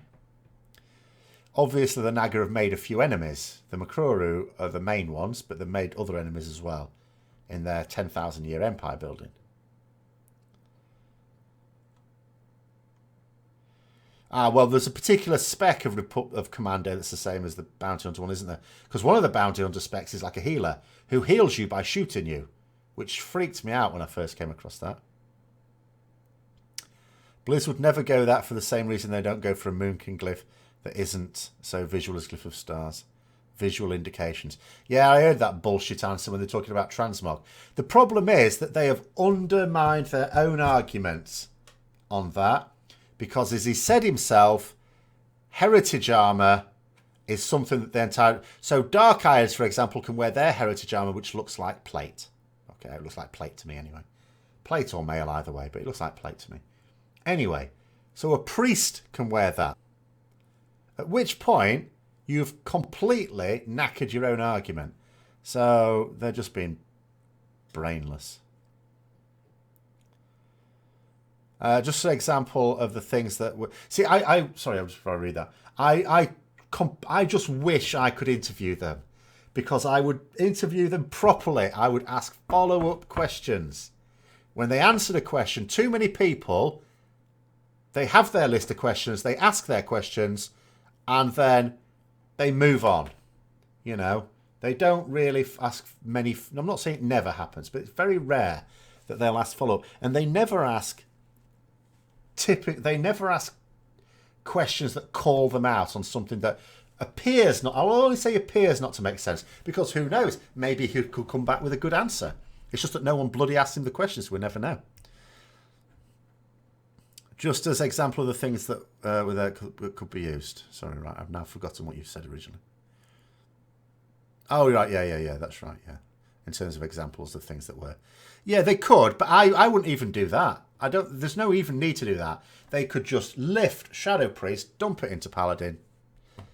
It's just cosmetic change. That's all there is to it. So same... Hold on. Same with Alliance not getting High Elves who look very like Blood Elves. Void Elves are also like almost the same in armor. Yeah. I mean, they do. There's a lot of time. The thing is, this is the problem. This is what I mean about there's something fundamentally different about the way they view the player base now, because they say so many things that where they contradict themselves. You would only do that. Well, first of all, you only do that if you consider that your audience is of very low intelligence, so it's treating us like we're idiots. But I actually don't know how they get away with it either. I suppose the only way they get away with it, and this is why maybe it's difficult to criticise the people who interview them but don't ask follow-up questions, is because maybe they only agree to be interviewed by people who are going to not ask follow-up questions. I mean, they obviously don't want people to ask follow-up questions, otherwise they would go and be interviewed by someone who will ask follow-up questions. But they don't. Void Elves were made up, no lore history whatsoever. No, of course not. That was made up for Legion. That was brought in Legion. But there will be a reason for it. It's not just to give us Void Elves. There is absolutely going to be some they're going to be in BFA, Illyrian or Void Elves, and I guarantee they're going to play a major part at some point. I think 8.3 is where we're going to be basically, the way it's going, right? We've started off, we've helped out some allies. If you're Horde, you've been helping out the Zandalari. If you're Alliance, you've been helping out the Kulturans. 8.1, that's where the faction war, such as it is going to come to a head. Okay? Some shit's going to go down. You know, we're all going to have like a good old punch up, and then we're going to lie there thinking, oh, right, that's got that out of our system now. 8.2, proper story starts. Void Gods, obviously starting with the Naga, their effective servants. Queen Ashara will go into her zone, her palace, sort that out. 8.3, and Zoth.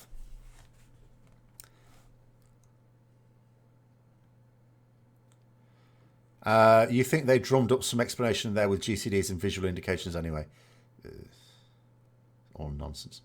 No one is willing to go to bat for the player base, else they'd lose the good grace of Blizzard. I mean, it could be true. It might be true. Of course, I mean, to be fair, I'm not saying that everyone who asks what you might consider easy questions with no follow-up is automatically a shill or anything like that. They might genuinely love the game and don't really see anything really wrong with it. You know, that's fine. But I can't believe that all the people who interview them, that none of them, you know, think to themselves, hang on a minute, what you've just said there is a bit weird. Would you like to elaborate on that, given what you've just said before? With large corporations, both employees and customers are seen as dollar signs and non-sentient, capable human beings. Well, by some indeed, yes. Well, yeah, this is the thing I was trying to argue with the mobile thing for Diablo. Like, people kept, and I'm surprised no one's asked about this, but I might as well do it now, because I prepared for it. Might as well bloody use it. Do you know what? So, just very quickly about the Diablo thing. I know it's not World of Warcraft. So I was trying to explain that we shouldn't be surprised at all. We knew they were making a mobile game. Well, what did we think they were making? It had to be either StarCraft related or Diablo related. It's Diablo related. It was one or the other. Okay, it was stupid to announce it at BlizzCon. But from a money point of view, it was perfectly obvious. You know, it's going to make them money. It's not a bad move financially. It's a bad move if you actually care about yourselves as a game studio. Yeah, because it's a stupid thing to do. But then, because I know some people have put comments on this at the weekend, said, oh, I can't wait for the share price news to come out after the weekend. And it came out, and then people were doing videos. Oh, they've lost loads of shares. The share value, has dropped since BlizzCon. It's not actually true. You know, the problem was that people looked at the daily thing. On Monday, share price dropped. Yes, it did. But if you actually look at it, you know, this is the share price over the last 6 months. Oh, no, this is the last year, sorry. I did do it for the last 6 months as well. Like, look at it. A year ago, when... You know, a year ago was basically when Antorus was coming out. It was the Legion still going strong. The share price now is higher than it was then. And you can look at it as well. Although it's on a decline, and you can see it cycles, that decline started... In fact, I've got another one. That decline started here, the 1st of October. Now, you could argue... I mean, first of all, it's Activision Blizzard. That's a huge range of games that feeds into it. You could also argue that if anything affected it, it was the potential news that World of Warcraft has dropped a load of subs. You know, shat them overboard. But it's like, you know, it's not... You wouldn't look at this and say, oh yeah, it's BlizzCon that did that. Because it's not. If anything... The share price, you know, people would have been more interested in buying shares if they look like they're at a little bit of a low, because that game is going to make them money. It might not make them as much money as they're planning, I don't know, but it's going to make them money because it's costing nothing to do, and it's a mobile game.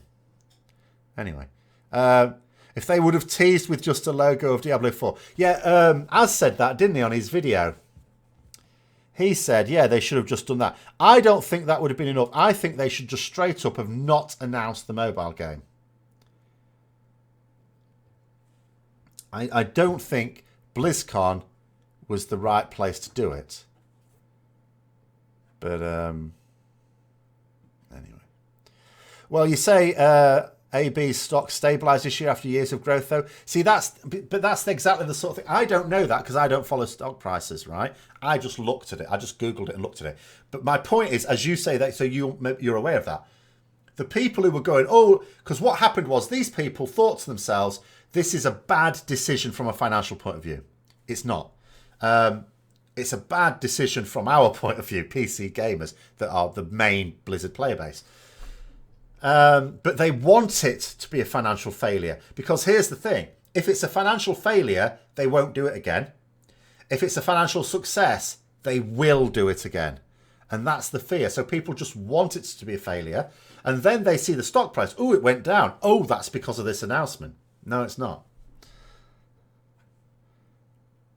I'll grant you it's embarrassing for your stock share price to go down after your major convention, because if anything, that's where people should get excited. But, you know, so that aspect's in. But you can't just say, you know, you've got to look at a trend, don't you?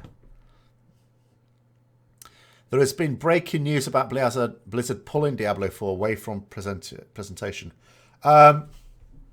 Right, I have heard that, and I've also heard that there is now emerging some sensible evidence that it's not true. It's very difficult to be sure, of course. But there is insistence that it's not true. But it makes no difference whether it's true or not. For me, that's irrelevant. The fact of the matter is, you do not go out in front of a load of PC players, not politically correct, none of us are that, personal computer gamers, and who've spent, how much is a BlizzCon ticket if you've gone there personally? A lot of money. Even if you live down the street, they have spent a lot of money. It was on a Friday, so they're probably taking a day off work, right?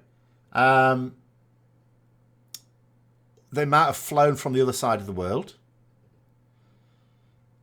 And you stand in front of them saying, we've got this major Diablo announcement. Great time to be a Diablo fan. Who are Diablo fans? PC gamers. Oh, by the way, we're bringing out this new Diablo. New story set between 2 and 3. Wow. It's available on mobile. Yes. That's it. I mean, a company, it's not just that they shouldn't have done it. It's the fact that you had to be mind-blowingly stupid to think that that would go down well. I don't understand how thick you have to be to think that that would go down well. That's why Hearthstone is so good for the company. It costs almost nothing to make, but now it's running. Yes, it is. Exactly. You know, a developer came up with it in their lunch hour or something, didn't they? And then worked on it in their own time, and I hope they got shares. And exactly, and that's the thing with mobiles. And that's why people, it's not that people expect it to do badly. They just want it to do badly. Because if it does badly, they won't repeat the experience. If it doesn't do badly, of course they will. And they'll do it with other IPs. And it is cheap. Because the game is already set up. And I know people have just said, oh, it's a knockoff reskin. I did hear someone saying something quite sensible in favour of that. You know, what they said was, if you've got a game, a mobile game, and it's got a UI that works, why wouldn't you use it for another game? I mean, that's the thing. It might be just a reskin of a game that sort of already exists pretty much. Why not? The mobile market, you know, if you think about what a mobile what mobile gaming is. For me, this is what it is for me. There might be other people that don't have it. For me, it's like when I was young and the Game Boy came out. Now, I didn't have a Game Boy, but I knew people who did. And basically what that gave you was, so, you know, if you're a kid, for example, and you're going on holiday, your parents are driving you, you know, hundreds of miles or whatever, you're bored. Play Diablo. Or you're waiting, you know, again, holiday or waiting at the airport for hours on end. Play Diablo. Or you're waiting at the dentist for them to rip a tooth out. Play Diablo. Basically, it's way of gaming when you're in a place where your PC or your console are not. That's what mobile gaming is for me. It's transient. So of course you're not going to spend a lot of money on it if you can help it. But there's so much money you can make out of it. Because that's always the thing with mobile gaming, isn't it? It's all the kid sat in the back going, "Mom, can I have $1? I need to do this thing." And just to shut the kid up, they give him $1. What's $1? Nothing. If you've got 1 million people playing it, it's $1 million every time that kid pipes up. Or 1 million kids pipe up. Anyway, sorry. Let's read things. Someone wonders if they hire particularly stupid chimps to manage these PR wings of the company. They must do. It's so insanely stupid. They are, because sometimes I say that the way some of the World of Warcraft team have communicated things to us is that they're detached from reality. You know, which I understand how you can be like that, because you've constantly got people, white knights, telling you you're fucking brilliant, right? And yes, you've also got trolls who will tell you everything you do is stupid that they don't like, which is not true. So it's very difficult for them to identify genuine criticism, because in that scenario, it's incredibly easy where you've got people, no matter what you do, telling you that you're brilliant, and people, no matter what you do, telling you you're shit. It's incredibly easy to see criticism as trolling. Okay? But this is something different. This isn't being detached from reality. This is just being thick. You know, that's all it is. There is no other word for it. Have I been following the development of Ashes of Creation? Only every now and then, Caleb. I'm going to get the beta at some point. I did contribute to the funding. So at some point, I will get into the beta. Towards the end of next year, I think, was when it was scheduled. So we'll have to see. Do I mean Blizzard effing sucks is not comprehensive feedback? It's not comprehensive feedback now. But it makes no difference. The only difference between comprehensive feedback and vague feedback is that the comprehensive feedback took you longer to write. The end result is the same. They seem to operate on a quantity greater than quality aspect of feedback, no matter what they say. The bottom line is, when you can see massive backlashes, creating a response from them, and you see well thought out feedback not, then you know that's the case. D4 was confirmed in development. They're not ready to reveal yet. Yeah, okay, that's fine. The problem is, though, that Diablo 3 came out 6 years ago. When they did Diablo 3, surely they knew they were going to be doing Diablo 4. I'm not saying they had to work on it right from that second, but I would say, what would you say is the lifetime of a game before people get bored, stupid? I wouldn't say it was 6 years. I would say if you've got a game series, you shouldn't leave it more than 2 years without new content, or 4 years if there's not going to be expansions without a new game. Now, there's been, correct me if I'm wrong, one expansion for Diablo 3, Reaper of Souls. That was it, wasn't it? I'm not wrong in that. I'm not a dedicated Diablo player, because I could be wrong. Now, if that's the case, then after 6 years, they should definitely have something that is at least ready to show you some gameplay. But anyway. So, I mean, yeah, because that was what they were saying. They said, they kept using the phrase, we have multiple projects in the works.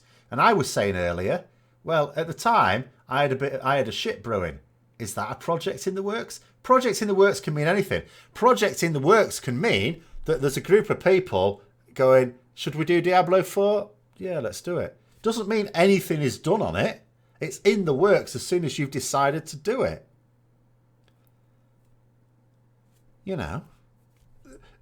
Because if you think about it this way, if they don't have anything at all to show for Diablo 4, how far away is it from being ready to launch?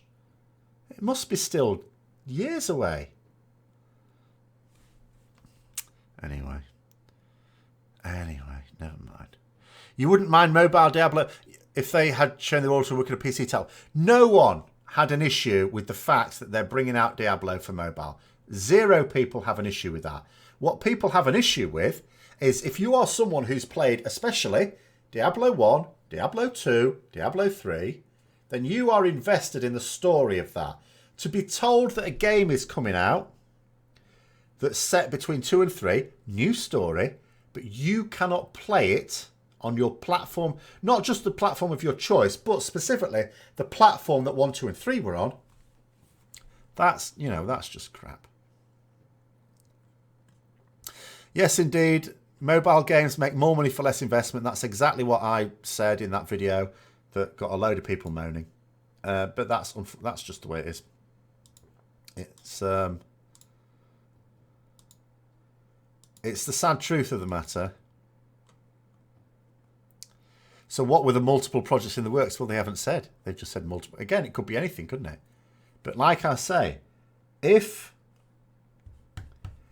they have nothing to show at all, not even a bit of rudimentary, you know, artwork, they've got nothing at all to show for it, that means that it is nowhere near completion. In fact, quite frankly, what it means is it's barely started.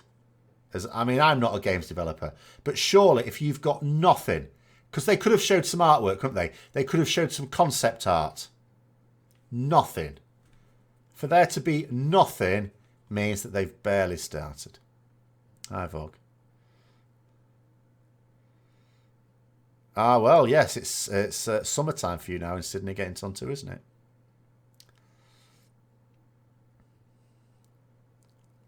So you've had 1 expansion, 1 class pack. There you go. So 6 years is too much already. Diablo 4, quite frankly, should be out now. So like I say, the fact that it's not even got anything at all to show, nothing, not good enough at all. But they don't give a shit because they know that that mobile game will make probably more money than Diablo 4 would. If it goes well for them. Look at the tiny bit we got with BFA and they announced that a year ago. I think the content for BFA, obviously, like the fact that aspects of BFA haven't worked, the fact that certain systems in BFA were poorly thought out, like atrociously thought out, because some of the things that went live should never have got past the committee stage, quite frankly. You know what it is? You go to a meeting to discuss some ideas. Someone comes up with an idea. Someone else says, no, that's a shit idea because of these reasons. And then you go, oh, yeah, I didn't think of that. It's supposed to stop there. Some of the ideas that went live didn't. And the reason is because they don't take criticism, presumably from within their own department. Because here's the thing. You were talking about Mark Kern earlier, someone. So he said, again, this is just him inferring, he said that back in his day, if someone has said that they wanted to announce at BlizzCon the mobile game, mobile Diablo Immortal, he said there'd have been a queue of games developers on their door saying, you cannot do that. For all we know, there were.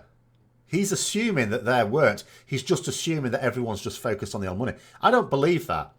I believe that the games developers, at least many of them, would have said when they were told about this, you're having a laugh, aren't you? In fact, that lad, good lad as well, in the questions who said, is this an out-of-season April Fool's joke? I bet you that's not the first time they've heard that. I bet you there were developers who said that. I strongly suspect that they ignore their own developers. Because I refuse to believe that all the development team as a core is stupid. They're not that stupid. They can't be stupid and produce such games. They can't be. they're obviously just as ignored as we are, that's all. Blizzard's not even making the mobile game. No, well, exactly. That's what I mean about the reskin thing, though. Why wouldn't you? You've got something that already works. I mean, I don't know about mobile games. Maybe it's a shit game. I've no idea. But I'm guessing that it's not considered that bad, that it works, that they're saying, okay, it's even got the same UI. If the UI works, why wouldn't they use the same UI? Why come up with a new UI if you've got a perfectly functioning one already? The purpose of making a mobile game is not to make an epic adventure. I refuse to believe that there's any games developer on this planet that wants to create an epic game and chooses the mobile phone as their medium of choice. I refuse to believe it.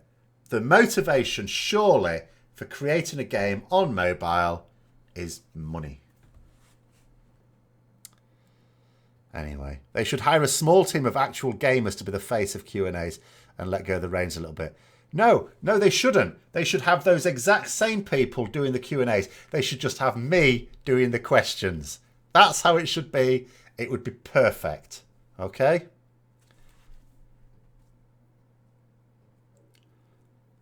If they actually wanted to sort out their problems, I can sort them out overnight. They should come on what time would it be in California now? We start at 7 o'clock. That would be 11 o'clock in the morning in California, wouldn't it? So he could take 2 hours out of his day and we could turn the Azeroth review into a proper Azeroth. We'll have Ian Hazakostas there, or maybe a different developer each week. I'll ask them the questions. You can ask them the questions. I will ask follow-up questions. We'll get to the bottom of it all and they'll go away and make a much better game. They could do that every week. No problem. Because the problem is, if you shy away from criticism, then basically the first step to improving anything is to admit that there's a problem. If you don't admit there's a problem, then you don't even entertain the notion of a solution. So you never get better. Any of us, none of us can get better. And everyone does it, to be fair. There are certain aspects about me that I probably don't see as a problem. And everyone else does. Until you face up to it, you never solve the problem. I've done that loads of times in my life where I've refused to accept that something's an issue, and then one day I have, and then that's the point at which you start improving. You don't do it beforehand. Improvements don't happen naturally. Nobody is passionate about mobile projects. Very hard to create a vision for mobile action due to hardware limitations. I cannot believe that any game developer gets excited about it. They can get excited about the money.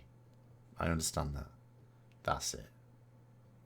And if you're an employee, so you're not even the one making the shitload of money, then I'm not even sure you're all that excited about the project at all. You know, I mean, as I say, someone independently making a game that ends up being very lucrative, yeah, I can get that because you're going to be the one making the money. It's like films. You don't understand how anyone can enjoy watching things on that crappy, pathetic little screen. Oh.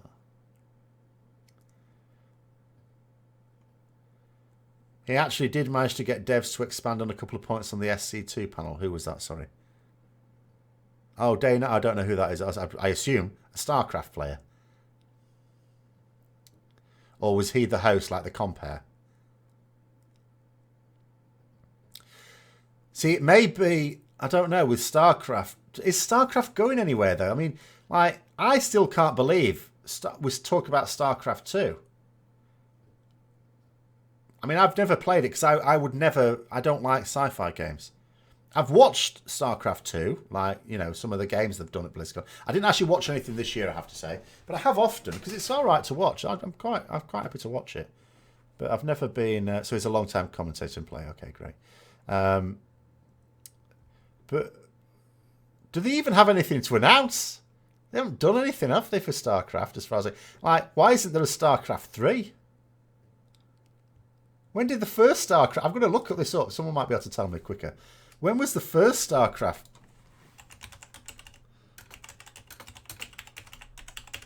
This is going to be awful, isn't it? I'm going to... 1990... No!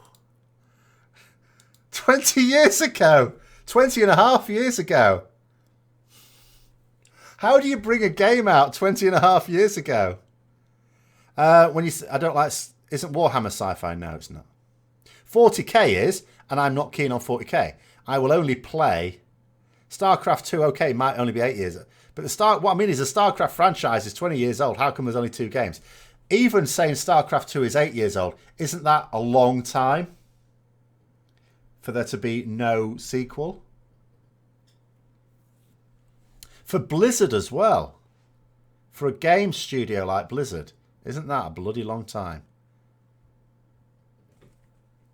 In 2014, they posted an April Fool's joke saying they were coming out with a Diablo Mobile game. I don't think that was exactly the quote, but I think I know the thing you mean. But haven't we already discussed this? This is not the first time that Blizzard have made good on one of their April's Fools. Because there was that one that was established a bit before where they said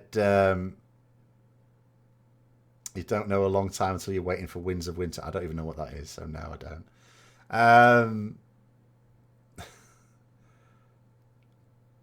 What was it? What was it? Yeah. Oh, yeah, that was it. When they did a thing, saying, "Oh, we're putting loads of things. We're putting everything on the GCD."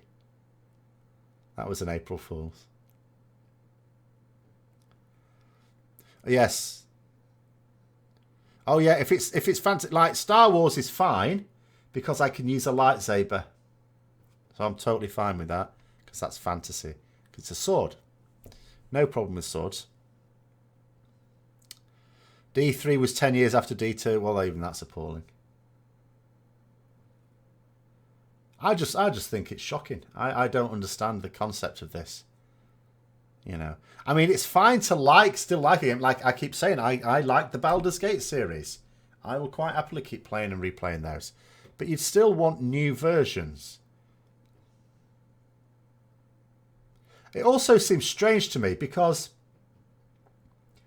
they'd presume if they'd done a StarCraft 3, I'm going to guess it would have made its money back by now. Aren't they just pissing away money by not doing these things? Is it because Star Trek frustrates because they claim to... Star Trek frustrates me for all sorts of reasons. It's the nonsensical aspect of it that annoys me with Star Trek.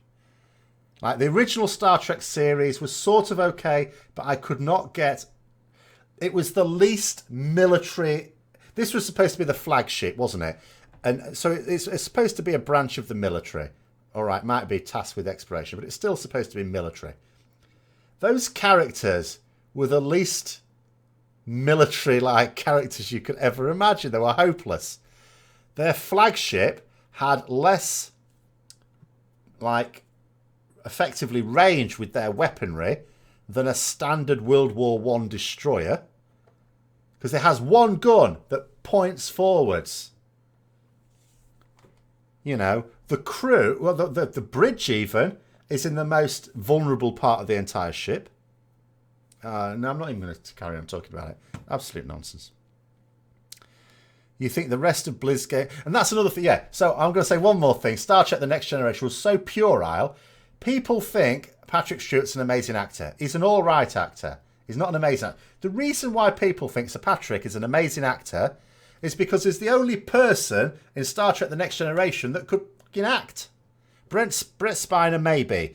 For all because obviously he was playing a wooden character. For all I know, he could play a character perfectly well. Never seen him in anything else. The rest of them are all shocking. Talking props is all the rest of them were. Anyway, sorry. Have I looked at Divinity? No. I play almost no games. I play very few games. When I play a game, I play a lot. You think the rest of... Unless that was to someone else. You think the rest of Blizz games have missed out on sequels because of all the cash WoW has been making? No need to do anything else. But surely these sort of people, if you want to make money, you want to make more money. Deep Space Nine. Deep Space Nine was better, but I still was not a fan of that either. Not been a fan of...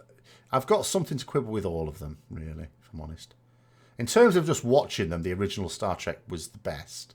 But there was just concepts within it that do my head in. Red Dead Redemption 2. There's nothing about it that would make me say, no, I definitely wouldn't enjoy it. It's just I wouldn't be tempted to play Red Dead Redemption 2. Well, I haven't played the first one. And also, like, I'm not even getting to play the games I want to play at the moment as well. So I don't need another game, really. But there's nothing about that game that I'd inherently go, no, I won't like it. It looks all right. It looks decent. Except for Diablo, StarCraft 1, the others also have a form of monetization when you look at your launcher. Overwatch, yes, Overwatch is another... But that's another thing. So Overwatch is a great success for them. Hearthstone is a great success for them. I'm assuming Heroes of the Storm does well for them as well, but I don't know that. They produce games that do well commercially, as well as get, you know, lots of plaudits. Why don't they do it more often then? Why don't they make more, you know, why don't they do sequels for their bloody games that have already been successful? It just baffles me. I do not understand it. Horror film. Oh no, I like watching all sorts of things. I like watching sci-fi. I have no issue. I read sci-fi and I watch sci-fi. I just can't play sci-fi games. It's weird. I just can't. So the reason I have issues with Star Trek is not because of the sci-fi elements. How long have we got left? -1 minute. But, you know, I'll carry on for a little bit longer. Yeah, see, Warhammer, people keep saying you should play Warhammer Total War. It's like, no, I don't want another computer game. I want to play actual Warhammer, which is being difficult at the moment. Anyone have an amazing idea to radically improve the Diablo gameplay for Diablo 4? Well, do they even need to? I mean, I'm not saying you wouldn't change it at all. Of course, it's, you know, 6 years. You're going to update some things. But ultimately, the new game just has to have some new systems and a new story. I mean, obviously, it's got to have some new systems. Otherwise, it's not a new game. It's just an expansion. Do I like the Stargate? I watch... You've got to understand this. I don't watch television. I watched the Stargate film and enjoyed it when I was young. I have not watched the Stargate series because that would be on television, and I don't watch television. I can't emphasise that point strongly enough. I don't watch television. So the only television programmes I will have watched will be ones that I already knew I was going to be wanting to watch and got them on DVD. Occasionally I'm wrong and I get a DVD and I don't enjoy it. But that's it.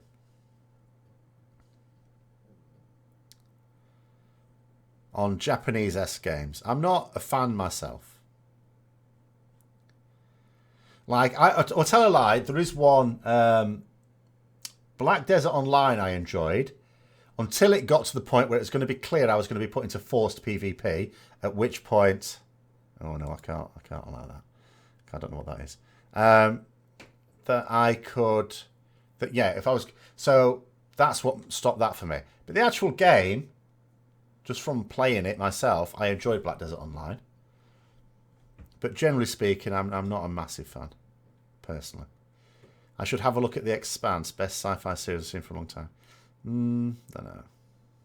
Again, time with these. I don't need to sit down and watch, when I don't watch television anyway, a TV series if I don't even know if I'm going to enjoy it and when I've got other things that I want to do. I haven't played Elder Scrolls Online for ages. Apart from when there's been things, you know, like promotions, I've gone in to just do that. Oh, the past... Okay, I can look up April Fools myself. There's a whole wiki full of them. The problem with Warcraft games is WoW is still going, so it complicates stories. Well, it only complicates the stories because they keep changing the bloody thing. If they actually just created new stories without invalidating previous ones, then we wouldn't have a problem.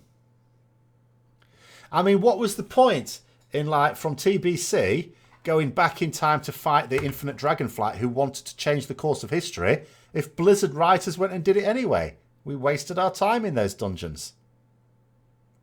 I have a TV, it's currently broken, but my TV is really just a large monitor for my Blu-ray player.